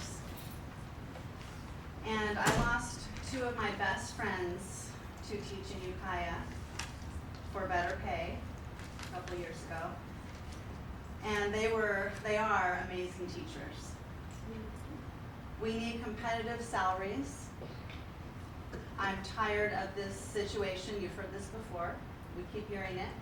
This is a rainy day right now in education in Willits. I know I'm working harder than I ever have worked before trying to get kids, my students, back to where they need to be right now after what we've been through, teaching through a pandemic, and I'm sometimes look around and I'm shocked we are still here doing this, working really hard, doing our best. Now stepping back, and I want to talk as a mother of two students in this district. I have a first grader and a high schooler here, and I know my children deserve quality teachers. What we're talking about here is putting students first. When you pay teachers more, teachers spend that money on their own classrooms. I know you know this. Teachers put that money back into the classroom. We buy the things that our students need for projects and things. I know all of us do that. So what we're talking about is putting students first. When you pay, also teachers feel valued each day they come to work, and these teachers stay where they are valued. So we need to attract quality teachers here to Willits. We need them to stay. We need competitive wages, professional pay for professional service. Our students deserve it, and it's time to save our schools.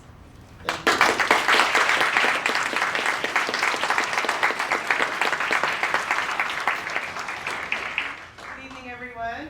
My name is Amanda Holt. I teach English here at Willits High School. Thank you. I've been teaching here since 2006, so do the math. It's a while. And so I'm another voice here to speak to the reality that there has been an exodus over the years. It is extremely disruptive to the entire system. Ms. Bowles just really eloquently spoke to the learning cycle. We have to be able to go through a consistent recursive practice with the same staff over a long period of time in order to actually make systematic changes for our students. And again, my voice is shaking. My students are sometimes surprised to find out that even though I'm a language arts teacher, I'm actually very introverted. This is not my favorite place to be, but you, our parent, our courageous parent that stood up and used your voice, you know, we have to do that sometimes too, and that's what I'm trying to teach my students to do every single day, and this matters.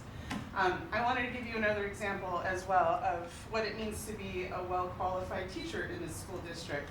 A few years ago, I worked very hard to complete my master's degree in English literature, and in doing that, I am now qualified to teach English 200 through Mendocino College here at Willits High School. So my students that take my English 200 class, they get dual credit for high school and college by taking my class. And that really gives them a leg up. It's a real excellent bridge for our students into college. And I worked very hard for that, and guess what? I will still be paying for my master's degree when my oldest son goes to college. There's no way I can do it unless I start bringing a little bit more in, you guys. The other thing I wanted to share is I was also in the position of thinking about the choice of taking the short commute to Ukiah. I was offered a job. I would have made substantially more money. The reason I stayed, like all these people, is I love this town. I love this community. I love this school district. I love my school. I love my coworkers. But that love isn't paying for my degree, and that love isn't going to send my kids to college. And it doesn't buy my kids basketball shoes, and it doesn't actually tangibly help anymore. It's running out. So this is serious. This is my first time speaking at a board meeting in all these years. I've never seen this many people at a board meeting. So just as one of the veteran teachers here, I just wanted to be a voice to let you all know this is the real deal. So thank you very much for listening. Thank you.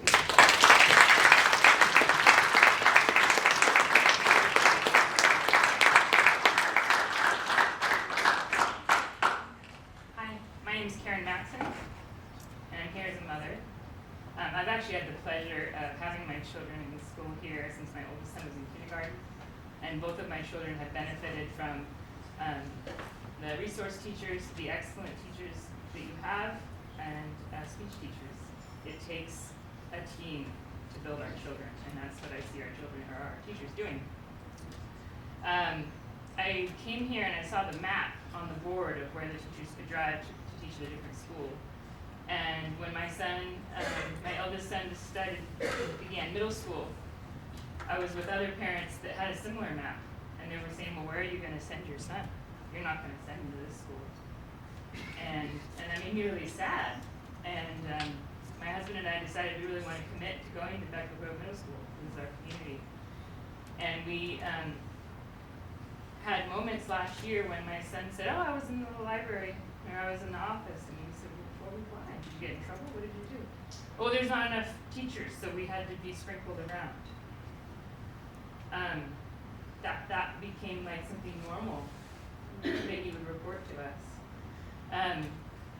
After the end of last year, he lost two of his favorite teachers. Teachers that inspired him. He loves band, he loves language arts. Those teachers are gone. We are really fortunate that a whole new wave of teachers has come to Becker Grove Middle School, and my husband and I have committed to keeping our kids in that school. Our other son is going to come next year. We want to make a change. We want everyone to be proud of the school that we're in. We want teachers. Our teachers we have are wonderful. We want to keep them. And I always hear, let's attract new teachers. Let's keep the teachers we have and pay them and attract new teachers. If there was anything that we could invest money in, it's teachers. That's what I want. And our aides. We've had the best aides in the world at Sarge.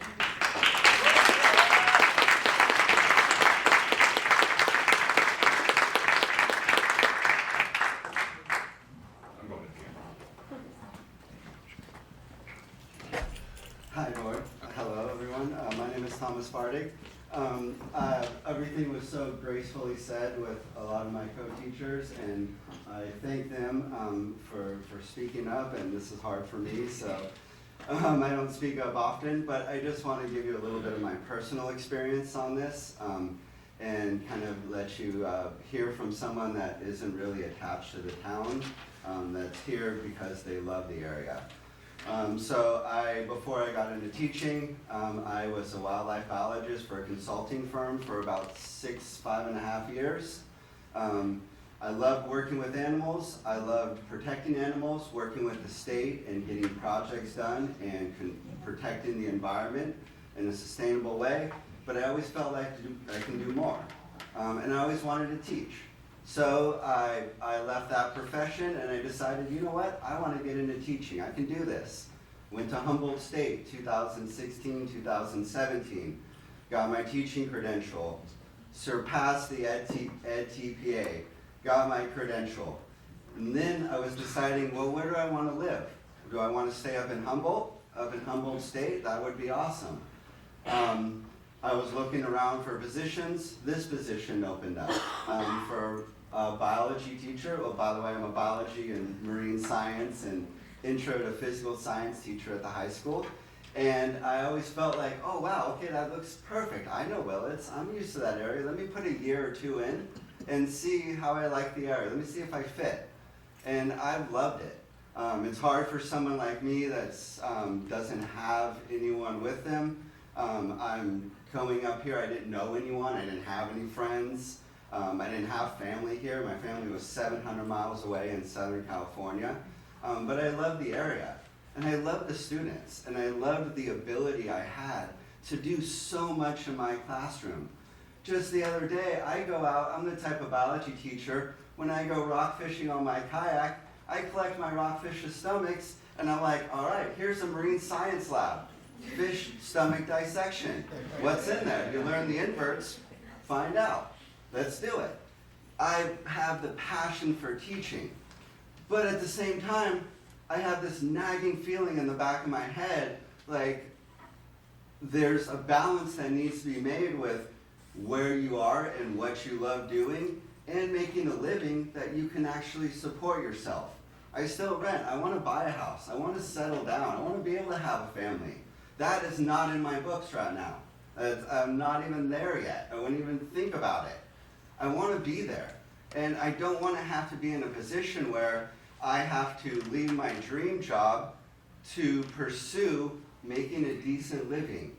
And I'm just asking you from the bottom of my heart, I'm begging you, and everyone here as well, we just don't make us choose between the job we love and making a decent living, because we're going to lose either way in that decision. So please, all we ask for is professional pay for professional services. Treat us like the professionals we are.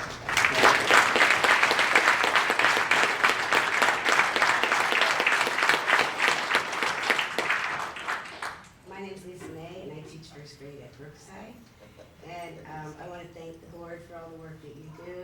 And Robert, I'm very sorry to see you ending your term. I really enjoyed working under you at Blosser, and I've always appreciated your philosophy and your philosophy about education. Very kind. Thank you very much for your service. So, yes, I'm here also asking for professional pay for professional service.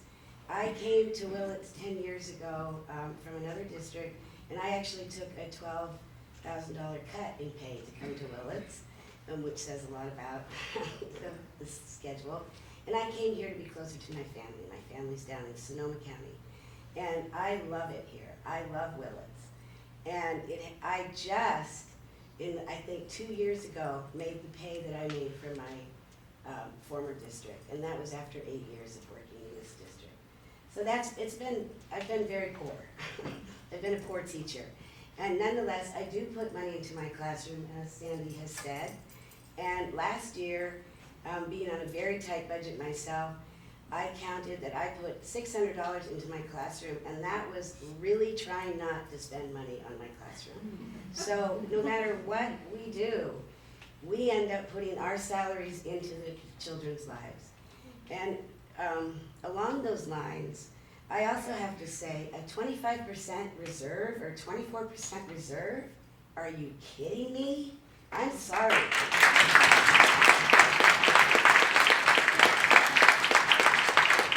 As a taxpayer and a homeowner in this county, I am disgusted with that.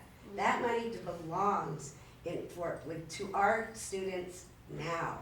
That money was given to the board, to our district, to be spent on those children that year. That money is not intended to be socked away for some, rainy day. Now, I've been teaching for 28 years, so yes, I have been there in the years when, the state is not gonna pay payroll. I do know that. I know we have to have a reserve, but 24% is disgusting. And I'm sorry to say that, but that is true. That money belongs in our community. We are a poor community, and how dare you keep that money from our children, from our teachers, and our community. Professional pay for professional service.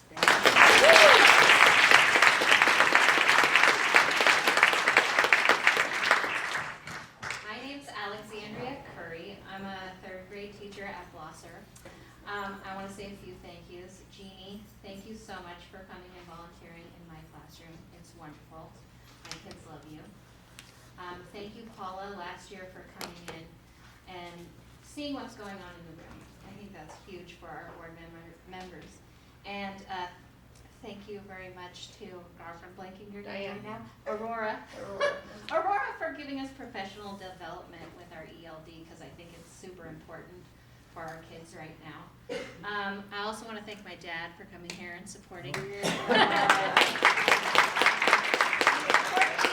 I do, everything.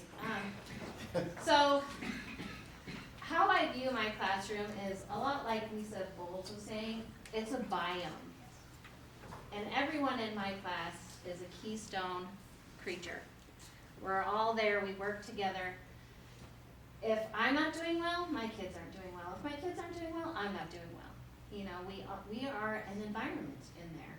When people come in, it changes the environment. When people go out, it changes the environment. My first year teaching was very hard. I learned quickly that my kids needed a lot of behavior support. They were going through a lot of trauma. And I did not have the skills for this. I was going through things I never thought I would go through as a teacher. Not ever. I didn't expect the things, kids eloping from my classroom, me sitting down and talking to kids about horrific things that no one should go through at 8, ever. No one should go through it in general, but I wasn't prepared for that. And I want to be there to support my kids. Every single one of them. I want them to be successful readers, mathematicians, and they need me to be able to be there and support them, and mentally and physically. And when I go home, I have this CPAP machine literally on my nose at night going, and what am I doing? I'm thinking about, I've got 7 kids in the red. I need to get them reading. But I also need to be able to breathe too, while I'm trying to sleep. I also make amazing connections with my kids. So much so that I'm literally running out of my classroom at the end of the day or locking my door and shutting off the lights because I have previous kids coming from the year before hunting me down. It's coming. It's coming. And I'm just hiding in my room oh God, do they see me? So those connections are important, and if we have to leave, if teachers have to leave, their connection is leaving too. So we really do need that pay to stay here, make connections, and make our kids feel comfortable and like they've formed something at school. They trust you when they make those connections. And if we're leaving, they can't form those connections or that trust, or want to learn, because some of them don't. And if you can form that connection, they're like, yeah, I want to learn from you. So it's really important. So thank you so okay. much. Thank you.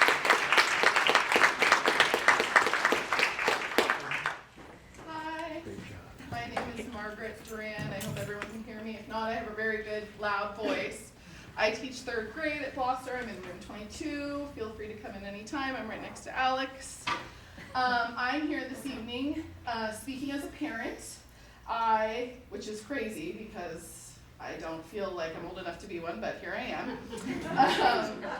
This is my 8th year teaching, so the first class I ever had are sophomores this year, which is also wild.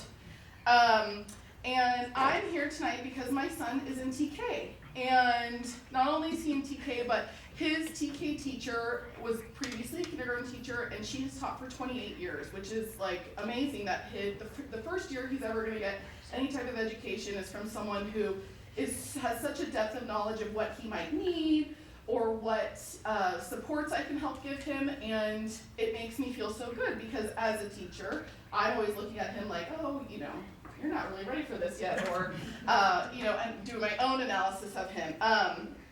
And so as I talk to him every day when I pick him up, he tells me about his day, and he adores his teacher and the parrot in his classroom.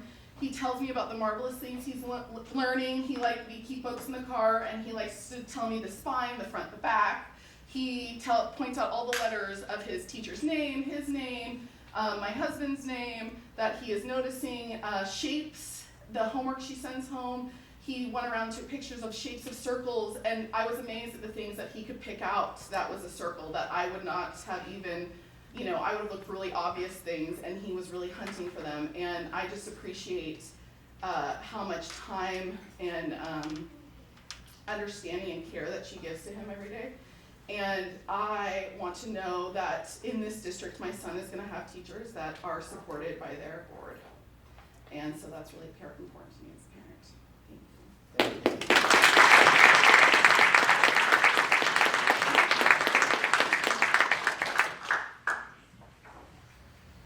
Hi, I'm Ann Hammond. I've been a teacher for 29 years. I've been at Brookside for 26 years.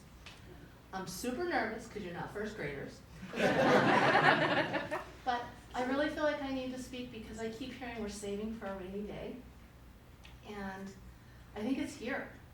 This is the first time in my 29 years of education I've seen us send letters out to parents of children with IEPs saying we cannot meet your child's need because we don't have a teacher. We had a teacher, but we lost her right before school started to Ukiah. We're hiring permit holders. Those are people that have no educational experience or credential and have not been to school to be a teacher. We had a first grade teacher hired. We lost her about a week before school started to Ukiah Unified. We had to beg substitute teachers to step in and take classes when they did not have a credential. And what that does is it forces everybody else, I shouldn't say forces, we want to help everybody. We want all teachers to be successful so students can be successful. But it causes all of us, the rest of us, to help provide that teaching credential education to that teacher. And we give a ton of extra time to them, which means we're not putting that time into planning for our own students. We also, I know we're trying to save money, but I think it's costing us more because we pay for mentors for those permit holders. Then we pay for mentors while they're interns. Then we pay for induction for 2 years, more than 10 grand, and then they hit the road to Ukiah. So we train them, we work really hard, and they leave. As a taxpayer and a homeowner, I expect my tax dollars to be spent on the students here. And I'm not naive. I was here in the years when the state didn't pay us, and we had to get loans to make payroll. I know the 3% on a budget like ours is not enough. It won't pay for a boiler going out or a big expenditure, but 17% is excessive and 24% is a gross injustice. We are breaking the trust of taxpayers, and we're doing that on the backs of our students. We have very few subs now because there are teachers in our classrooms, and so we're using our intervention specialists, our PE teachers, our administrators to come in and be substitutes, which causes little glitches in the day for everyone. Students miss out on important high quality instruction and intervention. And We've also started having paraprofessionals work excessive amounts of time in the classroom without a teacher. More than the 20 minutes they used to be allowed. Now they're in there taking over a class for 45 minutes, an hour. And that is not fair to them. I mean, it's hard enough to be a credentialed teacher and get paid what we do to do it. But to ask someone who is making so little and has not been trained to do it is unfair to that person and the students. The cost of not being competitive is too great. Kids are losing out on high quality instruction and intervention. Teachers, administrators, and paraprofessionals, every employee in the school district, we're all working way too hard. And I know that that's kind of, I'm almost done with my closing statement. Go right I ahead. know that's been kind of the thing that's happened since COVID, but we can prevent some of that loss. We can keep people here if we just compromise a little bit and not have such an excessive reserve. Thank you very much. Thank you.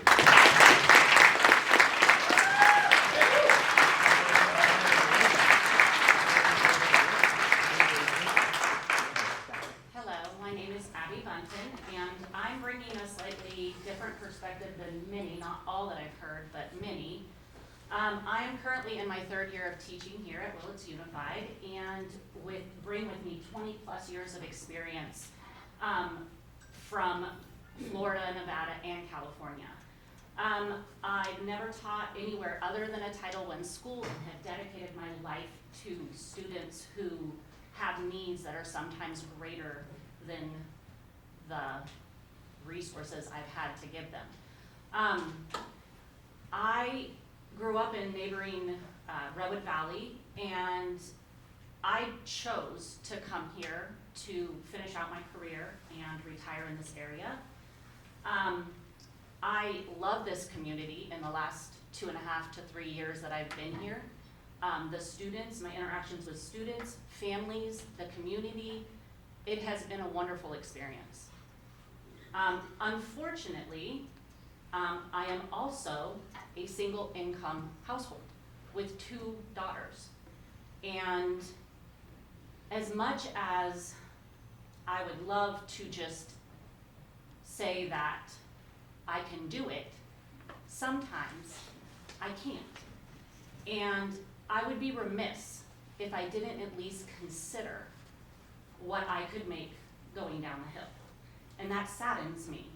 I know I don't have the history that some teachers have, but it saddens me that a choice to come can show such a discrepancy so short distance away. And I have a concern also about this mass exodus, or an exodus at all, of teachers and for the students' well-being. And I would ask you to take this opportunity to strengthen this school district and to help make Willits Unified a competitive and ever professional environment. Thank you.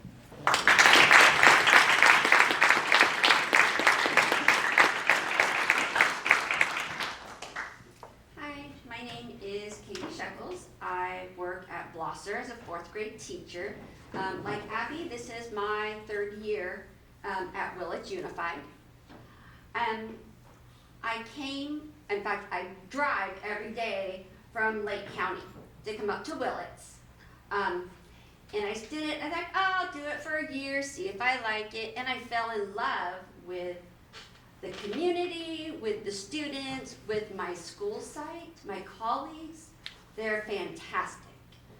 Now that gas prices have gone up, and my husband is getting to the end of his career where he's going to be forced retired, because he's in law enforcement. You get to a certain age, you're forced to retire.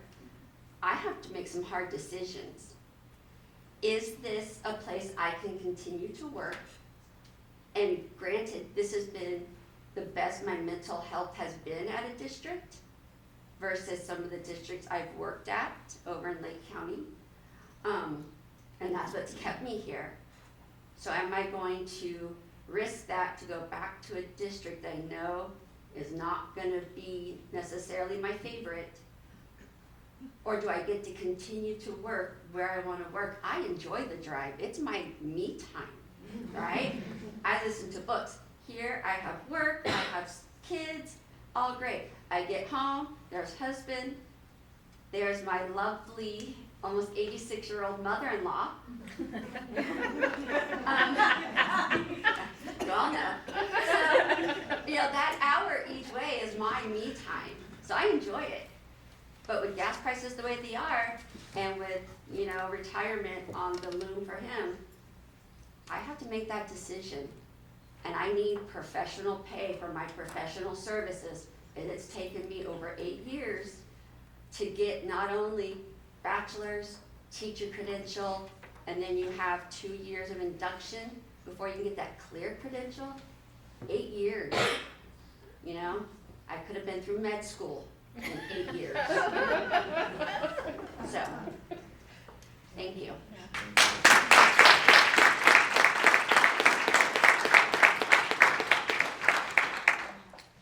Good evening, I'm Monique Spivey. Some of you have seen me here. I worked at Safeway for 10 years before I went into teaching, which is actually where I met the McKays. They're the whole reason I'm actually teaching, because they convinced me to do child development classes. But my mom's also a teacher. She's been teaching for going on 45 years now. I knew what I was getting into when I signed up for this job. I knew. Long hours, a lot of them unpaid because you have stuff you bring home with you. But I recently became a mom. My son is 4 years old, and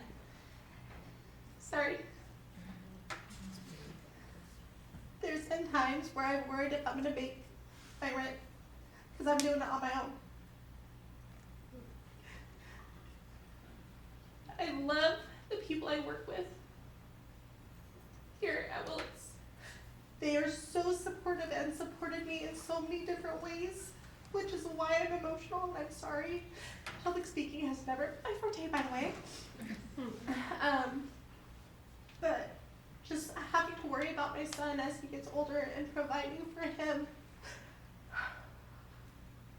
on my own, it does worry me. Looking at everything that's going on, looking at the reserves, looking at how much we're getting paid, how much less we're getting paid than other areas. I have him to think about. And while I love the kids here and I can make amazing connections with them, I have to look at what's best for my son. Thank you.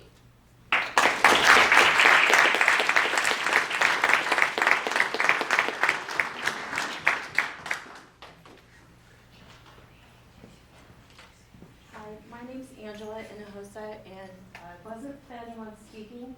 I am a former teacher from Willits. I am one of those people who left, and I'm here supporting this great crowd of teachers who I love, and was sad to leave, but I did the math, and I had to make a choice that was going to be what was best for me, and what I was looking ahead for my future, and I sat on it, and I sat on it, and I thought about it, but the numbers kept coming, and I left during one of the most difficult times. It was during the shutdown, and it was like leaping off a cliff, like here I go. But I wrestle back and forth. I live here, I drive down, and it is a beautiful drive, but I have a lot of friends here, and I am here for them because they deserve every penny that I am making right now. And I was sad to leave. It is a beautiful community, and I'm a little embarrassed to say that I did leave, but I do love you guys, and I hope they make the right decision and pay you, because it is raining. Let it rain the money on these teachers. I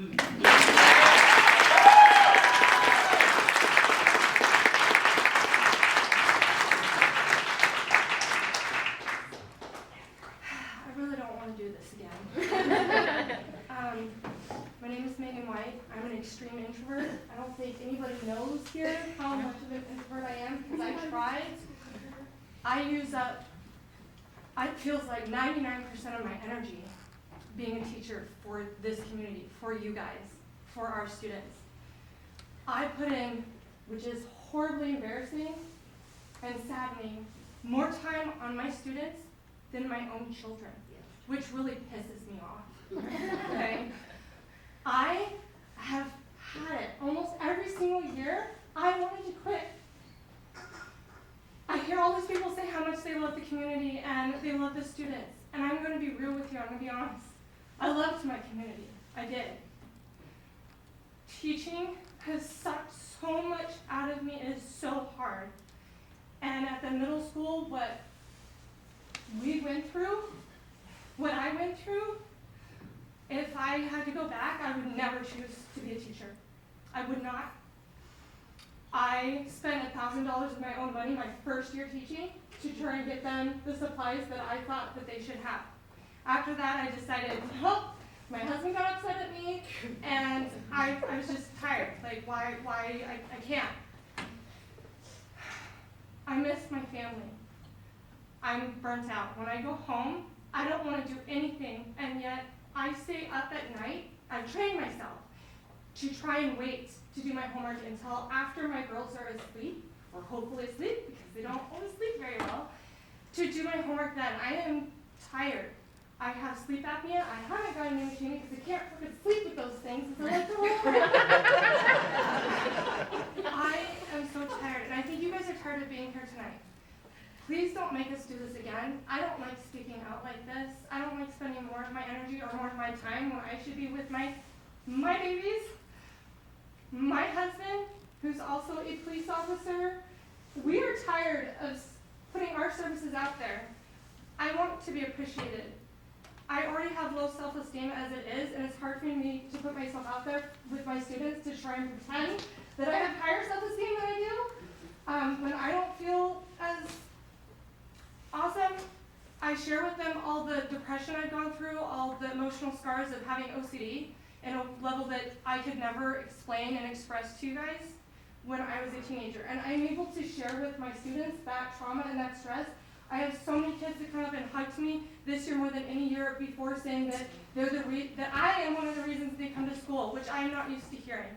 I do have those few that say they hate art, that hate me, that hate the world, which just adds to my suffering as a very sensitive, introverted human being. Please pay us more, because I am there. It's very hard to stay. It is. And I want to love it. I do. But some of the behavior problems that I think we're seeing, especially at the middle school, is because we're not having consistent teachers, because they keep leaving. My first year, I had 3 incidences that I never thought I would have of like students walking across the desk, thinking that that was fine. When I was a kid, I never remember seeing that happen, and I only remember one of my teachers growing up crying once. Whereas I've seen a whole bunch of teachers cry. Like, I don't know how many times I've cried, and I practiced not crying because I was a crier. I'm so tired, guys. I really am. Please help us. I know that you want to. Deep down, I know that you do.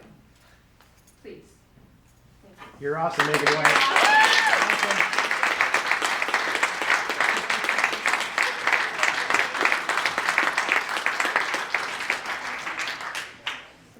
Dawn McClelland, in case you forgot. I was late, I had basketball practice tonight. And I am that crazy girl. I should not have made that comment. I needed more to do because now I'm coaching JV too. So anyways, if anybody wants to come help, come talk to me. You know, I worked in Fort Bragg before I got into education. I commuted for 9 years. I was an office manager at a car dealership. But it wasn't a very fulfilling job. So I left that. Came to education. I don't want to commute. I don't want to even consider you guys, okay? But my fear, we always have a turnover of about 20 educators every year. And it seems like every year we're getting more and more that are only walking in with bachelor's degrees, which creates more work for everybody else. Well, I think if you don't do the right thing, it's going to be a mass exodus. And we're not going to find people to fill those positions because we're struggling every year to fill them. And there's not that many people out there with even bachelor's degrees anymore. So we love our community. We love one another. We want to be together. We love our students. We put them first. We're doing everything in our power to empower them. I just went on a field trip. Believe it or not, I took my kids to the Exploratorium, and I got to walk around and say, guess what you are? You're a scientist, as they're exploring all these different things. And just teaching them that hopefully that they know that one day they can be whatever they want to be. So that's what we do, right? We turn these children into great humans, and we deserve our professional pay for professional service.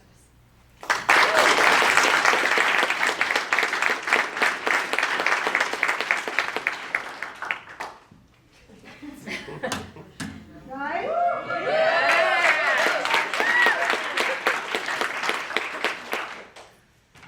Hi everybody, I'm Carolyn Bakewell. You all know me. I just wanted to share a little bit of my story because I've been struggling for as long as I can remember. And when my kids went into kindergarten, that's when I decided to go back to school.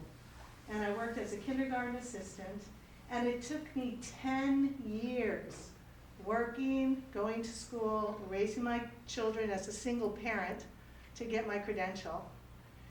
And when I finally got that credential, I showed up at Willits High School and I asked Kathleen Kirkpatrick, actually I saw her on the first year of Art Under 20 at Firefly Framers. I was giving a piece I had made frame, and I went in and I said, are you the art teacher at Willits High? And she goes, yeah, who are you? And I told her, I said, what do I need to do to be a great art teacher? She says, well, you gotta, know how to draw, you gotta know your art history, back and forward, and this way and that. And she says, go do that, come see me when you're ready, and I'll be your mentor teacher. And so I did that. And I was at Willits High School every single day from the middle of August to June, except for Fridays, because on Fridays I worked at the Waldorf School in Mendocino County that I worked at for 12 years. And that was just such a great experience, such a good training from the beginning of school, how to do everything, right? And guide these kids through a year and put on, art shows and do all those things that we do. And kids going through school, I get the job share thing, and finally when she decides to retire, it's 2007, and I get the position. My kids are still in school, I'm still a single parent, struggling along, and I think I mentioned that I don't know what I started out with, maybe $35,000 a year. And here I am now, still struggling along and just trying to save money and trying to get enough together so I could have a down payment to maybe buy my own house. Because what's going to become of me? Where am I going to go? What am I going to do? I love my students and I'll work here for, as long as it feels right. But one thing I have to say is I get up every day and I'm happy to come to school. I love this place. And I love my students and I love the people I work with. But I just wish my life would get just a little bit easier. It's just like always just making ends meet, but out of student loan debt. Thank you to the Rotary Club helped me. And almost out of other kinds of debt, but working on it. But it would be so nice not to just be a paycheck to paycheck gal. That's what I'm hoping for. So to reiterate it all, professional pay for professional service.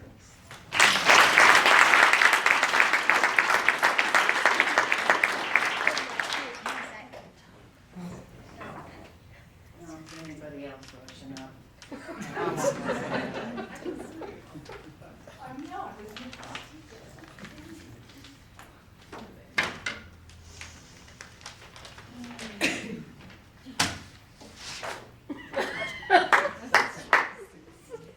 Good evening.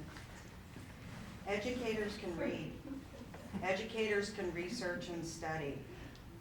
Educators can do math. and we have glitter. We know you have the ability and the power to save our schools and put children first. Right now, Willits educators know that you can and you should vote to approve equitable compensation for the many, many services we provide our community. Saving for a rainy day is smart and honorable, and because God charges us to be good stewards of the monies in our purview, I applaud you, the school board, past and present members, for the time you voluntarily give to oversee public education and, in particular, the accomplishments and challenges of our wonderful Willits schools. However, I can't save for a rainy day for the life of me, because I don't receive professional pay for professional service. It's time to make a decision. Will you be brave enough to see the circumstances in front of you and take action to save our schools? Please let us be loud and clear.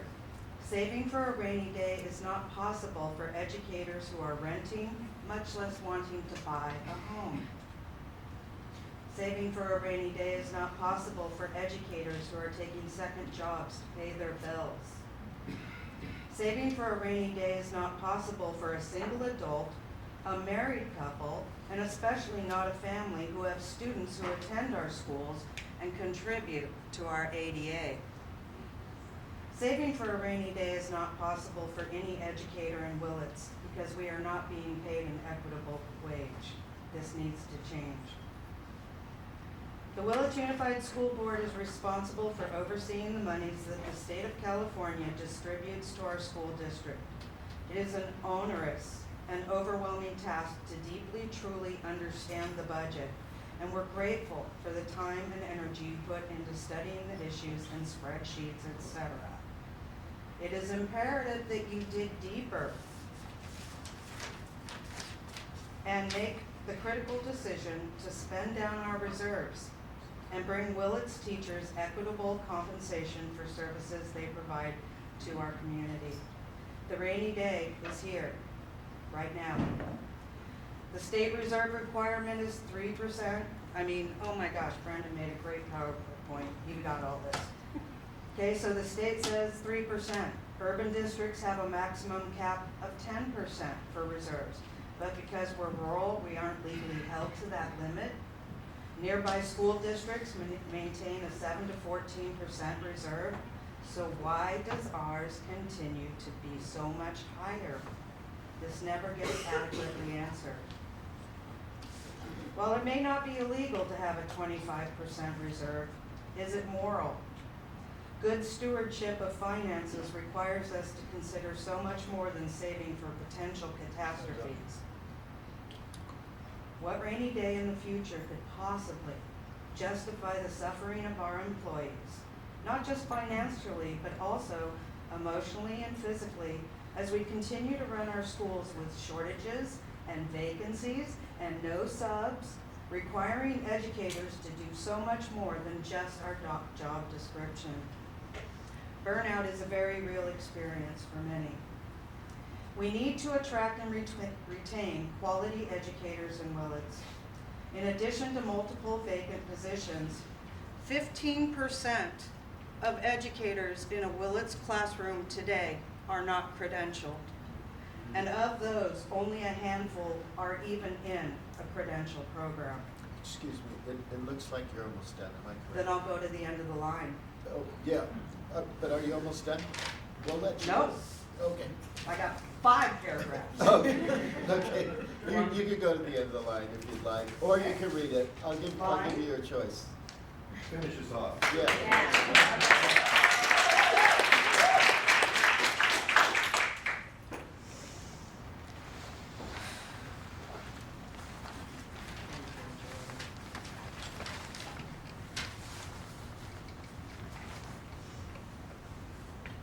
The rainy day is here.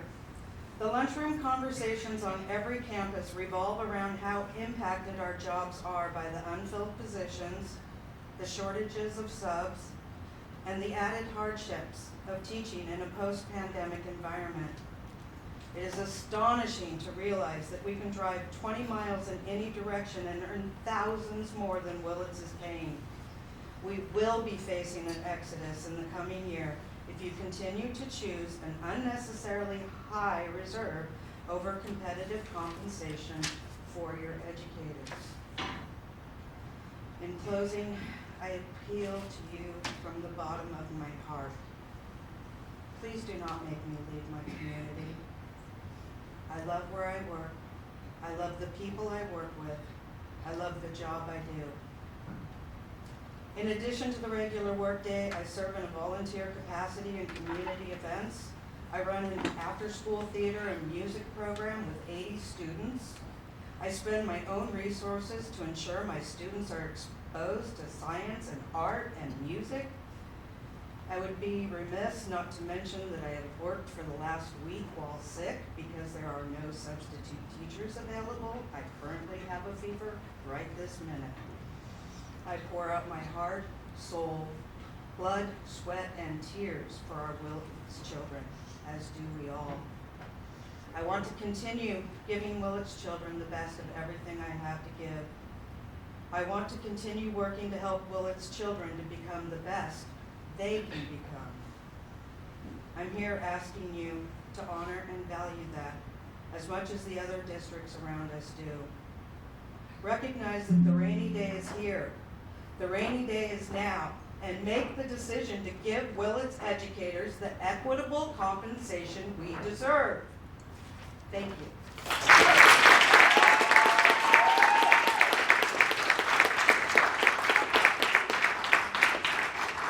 I'm Kelly Brackett. I'm going to stand back from the microphone because I don't want to get sick.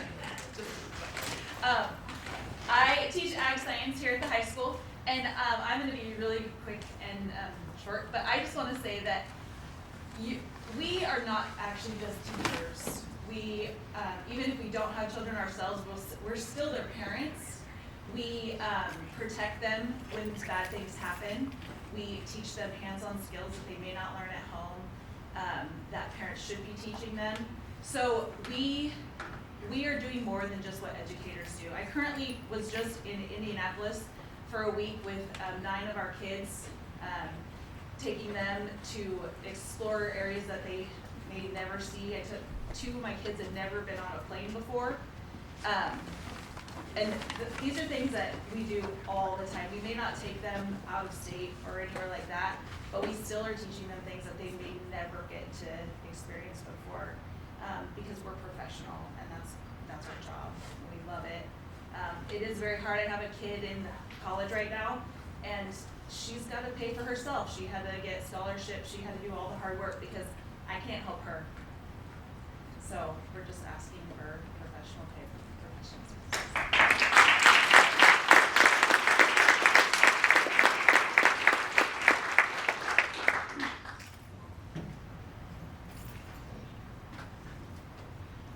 So, you only have to give me 3 more minutes, sorry, Robert. Go ahead. I'll try not to go over. So this is our district motto, today determines tomorrow. My wife made this sign, the artist, and Sherwood Extraordinaire.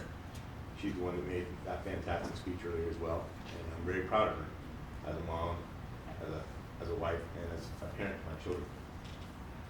Today does determine tomorrow, and I've spoken with every board member here tonight, and one of the statements I get in return is that why is it that you are the always one that's calling me?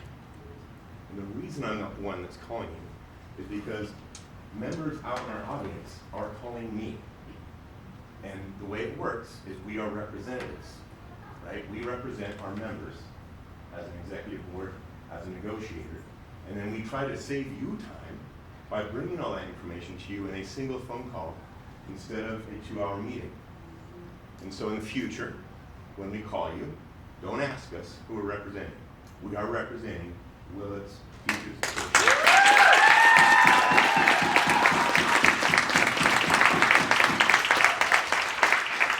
I've taught and coached your kids. I've worked with the kids that you coached as a swimmer. I've worked with you. My mom worked with you in Laytonville. And I've worked with you both as a negotiator, as a teacher, everything. This is a tight-knit community. Today determines tomorrow.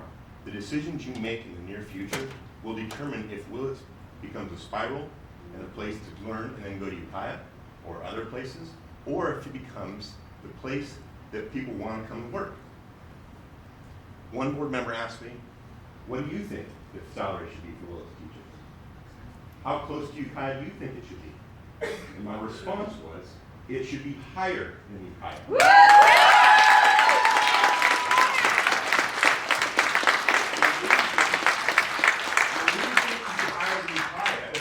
Want to be the role models for this county. Yeah. We want to be the place where everybody in Ukiah wants to send their dang kids. Yep. Yes. We want to be the best education we can possibly give, which we're doing now, and we want to do it better. Yes. We want to attract all the ones that left because they couldn't afford to do the job here to come back here to retire our kids.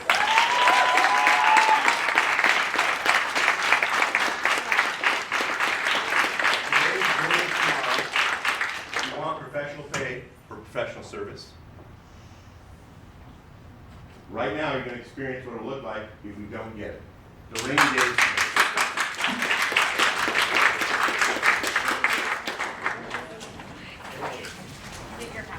Any more comments?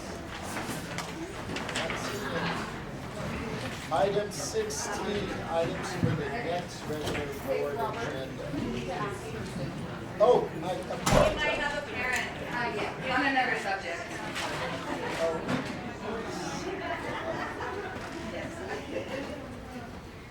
So hello, my name is Lisa Block. I am a parent of a first grader, a fourth grader, and a seventh grader. I want to talk to you about the email that I sent all of you guys on October 24th.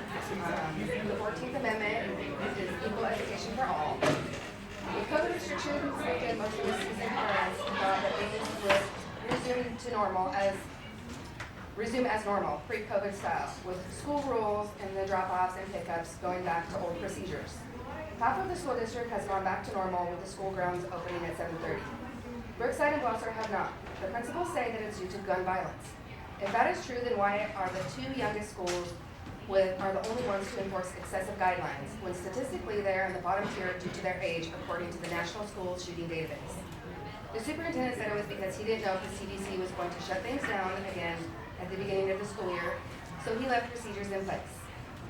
At Brookside, you cannot drop your child off before 7:55 or go onto school campus. No food is allowed for birthdays or parties. The principal said it was due to severe allergies now, which are peanuts and shellfish, which still does not explain why nothing else is allowed.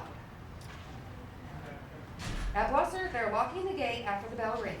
Several parents have stated that they have waited up to 20 minutes to be let into the gate. They are also not allowing parents on the campus. With the amount of children enrolled at Brookside, this creates a huge traffic jam, which is very hazardous. I've seen over 24 traffic violations where cars drive on the wrong side of the road at very fast speeds to get around the line, putting kids at risk.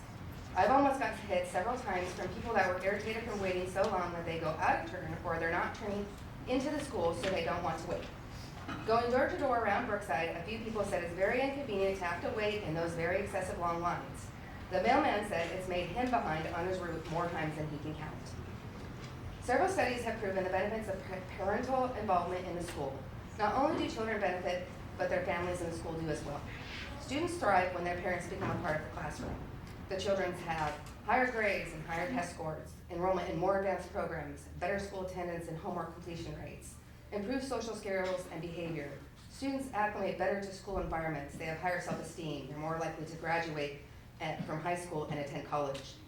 They are less likely to suffer from low self-esteem. They require redirection in the classroom and develop behavioral issues. According to Johns Hopkins, when there is a good communication between parents and teachers, absentee decreases by 24%. When parents are involved at school, the performance of all children at the school, not just their own, tends to improve.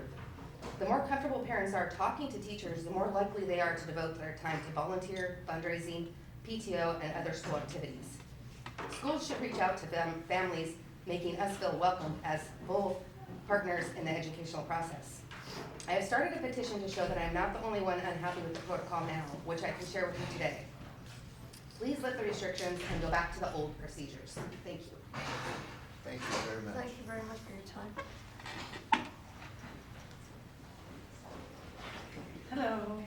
name's Ithaca, and I'm a parent at Brookside Elementary. That is my daughter, Fiona. And I'm here to speak on the matter of the confusion over the policy at Brookside. Is it open campus or is it not? The staff and they've been excellent at giving all kinds of handouts for everything, Halloween parties, but I'm very confused about that. So consequently, I learned recently that it's actually closed campus and I can't even go on campus to my daughter's classroom unless I'm fingerprinted. Well, that may be, and I just need to like maybe walk her to school. Now consequently, she then has gone to the nurse's office multiple times. And part of it is because she misses me. And there's that disconnect from me being able to go to the classroom. But the bigger problem is, what is the policy? Is it an official school policy in the state of California? Is it a school safety problem? Is it what is it? And so I think that in education, everything's transparent. Teacher salaries are transparent. Everything is transparent to know exactly what's going on.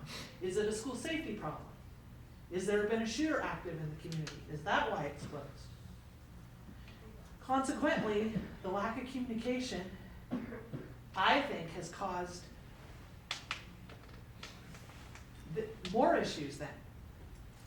So therefore then, it takes 40 minutes at a lunchtime, and I'm a work at a dentist hospital, I'm a hospice social worker. I don't have 40 minutes to go pick up my daughter because of all the log jamming, because of the closed campus policy. I'm assuming. So I am requesting that the board be very clear, the superintendent, the principal, send out exactly what the policy is. Because right now, I'm going to keep coming back and asking questions, and I've hesitated. I'm very busy, but I will now meet with the principal and the superintendent, and we'll get like more activity going in this issue. And I don't think it should be an issue. Give us a policy, show us why it is, so that everybody can know what's going on. Because the high school doesn't have has a different policy. The middle school has a different policy. So I hope I made myself clear, and I haven't had time to go through the chain of command like I would, but I was a prior school board member, so I understand where you guys sit, and I understand the process. So I hope this can just be dealt with quickly, because otherwise, I'm willing to keep going, right? And I'm willing also to bring lawsuits. And I say that because that's really how those teachers should have been talking to you guys. If you want change, I know you have to be willing to do that.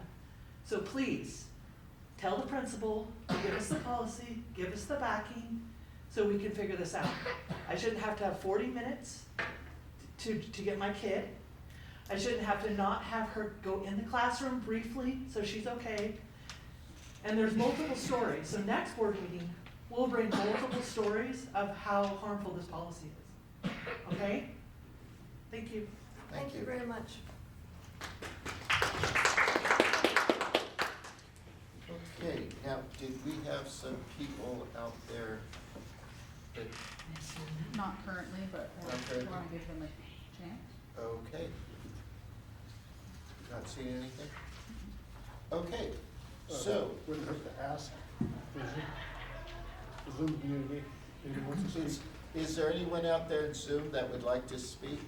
There's one, Oh, great. Tony. Tony, please go ahead. Sorry, I'm here. I have a 2-year-old yelling in the back. Oh, that's Hi, okay. I'm Tony Cassidy. I'm a school counselor at Buffalo Grove. I just wanted to say I really appreciate you being so graceful and taking the time to hear everything that everyone had to say tonight. Thank you. That's all I have to say. Thank you very much. Thank you, Tony. Very kind. Okay, anyone else? Tara. No. Was there? Tara. Oh, go ahead. Kara, you said? Tara. Tara? Oh, she just went away. Okay. Okay, items for the next regular board agenda. I mentioned before, I'm interested in a budget working group. Is that something we need to agendize, or is that something we can work towards? You know, Can you tell me to form a committee? because essentially, it's not a decision-making group normally. It No. would be an It's- informational meeting. Informational We meeting. still like, sorry. Pardon me? Right, it's not a decision-making group, it's an informational group and input type group. I'd prefer from the board to give me some parameters about who you want in the group. Well, since it's my idea, I mean, I'll throw this out there. I'm interested in a working group that includes representatives from each of our labor groups. One or two of us from the board. Obviously, Nikki and probably yourself, and anybody else that might be interested from the LC, the LCAP plan.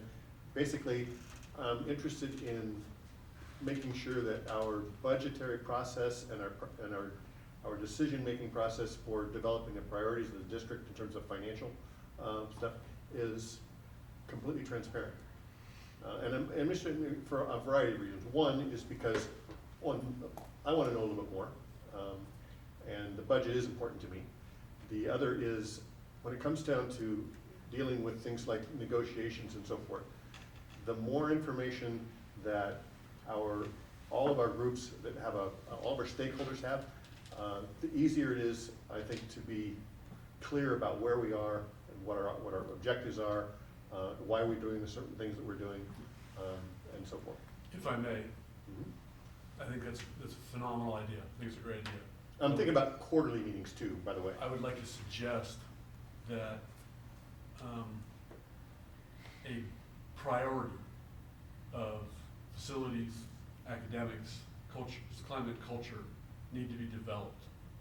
Either in a board governance workshop, a board workshop of some fashion, where we come up with 5 items in each of those buckets to where these are our top priority items.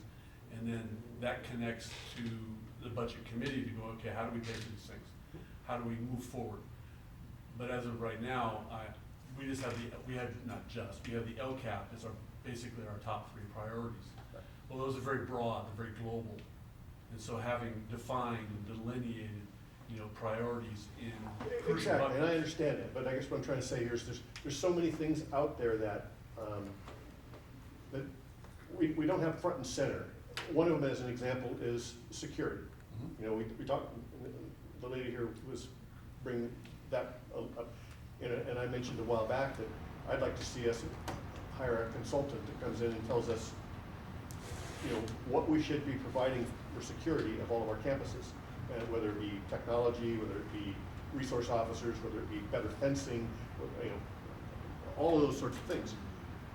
I know that each campus is different, and each campus is going to have its own set of challenges, and I have no doubt that that individual or that company that might provide that report is probably going to tell us that if you want to be secure from threats like active shooters or these kinds of disasters, whatever, then this is the kind of money you're going to need to expect to spend. I don't know what that number is, but I have no doubt that it would be far more than we can afford to spend on any given budget year. So my point is, if we can identify all of those kinds of things and prioritize those in a way that makes some sense, so that when we sit down and we talk with our negotiators, for example, they understand why we need to get to a certain place and the process that we're trying to get there, and that we're not trying to get there overnight either. I'll put it together. Thank you. Thank you. Anything else?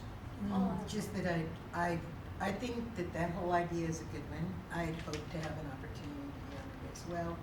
I also have a concern about hiring a consultant to tell us where we have safety issues, just because I don't think it should be so difficult for maintenance or some of our classified staff to kind of give a little of that input at least first just, sometimes the money seems really great that we spend and it keeps us from doing some of the things.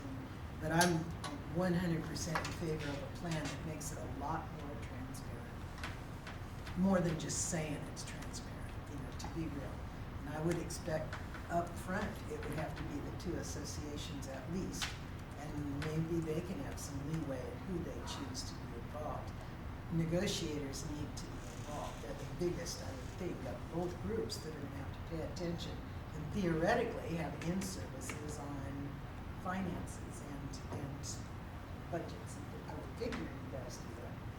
You should, if you don't. Okay, any more agenda items? Quick comment on that?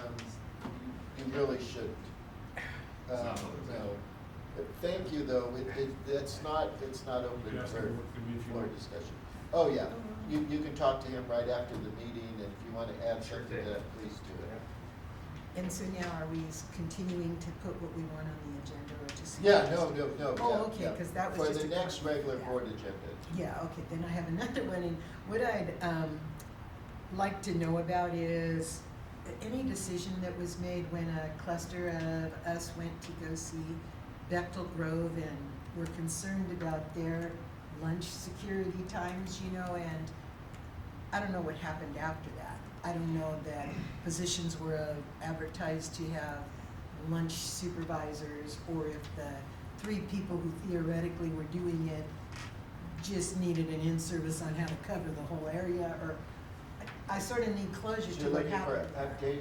Yeah, Okay. please, that, I want a bunch of updates. Can we just put updates and then I'll give you a list of the things I'd like to know about? Okay, why don't we do Well, that? I mean, half of them stem from the community Sure. anyway, we might as well. And the thing is, some of those updates, he may be able to just send out to boards. Yeah, suits Like- me too. like- I'll spread it. Like anything else, Is it it may or even- may not need to come Okay, I to the will do board. Yeah, we did go over there and observe, but there really hasn't been any follow-through beyond that. Sure. Yeah. I just I think I have information. I saw, at the soccer game, 5-year-old, Craig Rosenquist says the part that wasn't coming in arrived, so the, fire alarm. Oh, for software- Blosser? Yeah, for Oh, Blosser. okay, sorry. You can get it done in the next. Yeah, we are working with Blosser. We've already had at least one update to them. We'll be starting to work November 18th. We have a schedule. Yeah, but the part that was supposed to come in April is now there. I'm not aware of any of that. I've not been told that by Mr. Mayor. So, Thank you. Thank Any other agenda items for the next board meeting? Not Not as of hearing, right now. Right? not hearing any. Do I have a motion for adjournment? I'll make the motion to adjourn. Do I have a second? I'll second. All those in favor? Aye. Aye. Aye. All those Thank you opposed? very All much. your groceries All over those there, I expect to opposed? see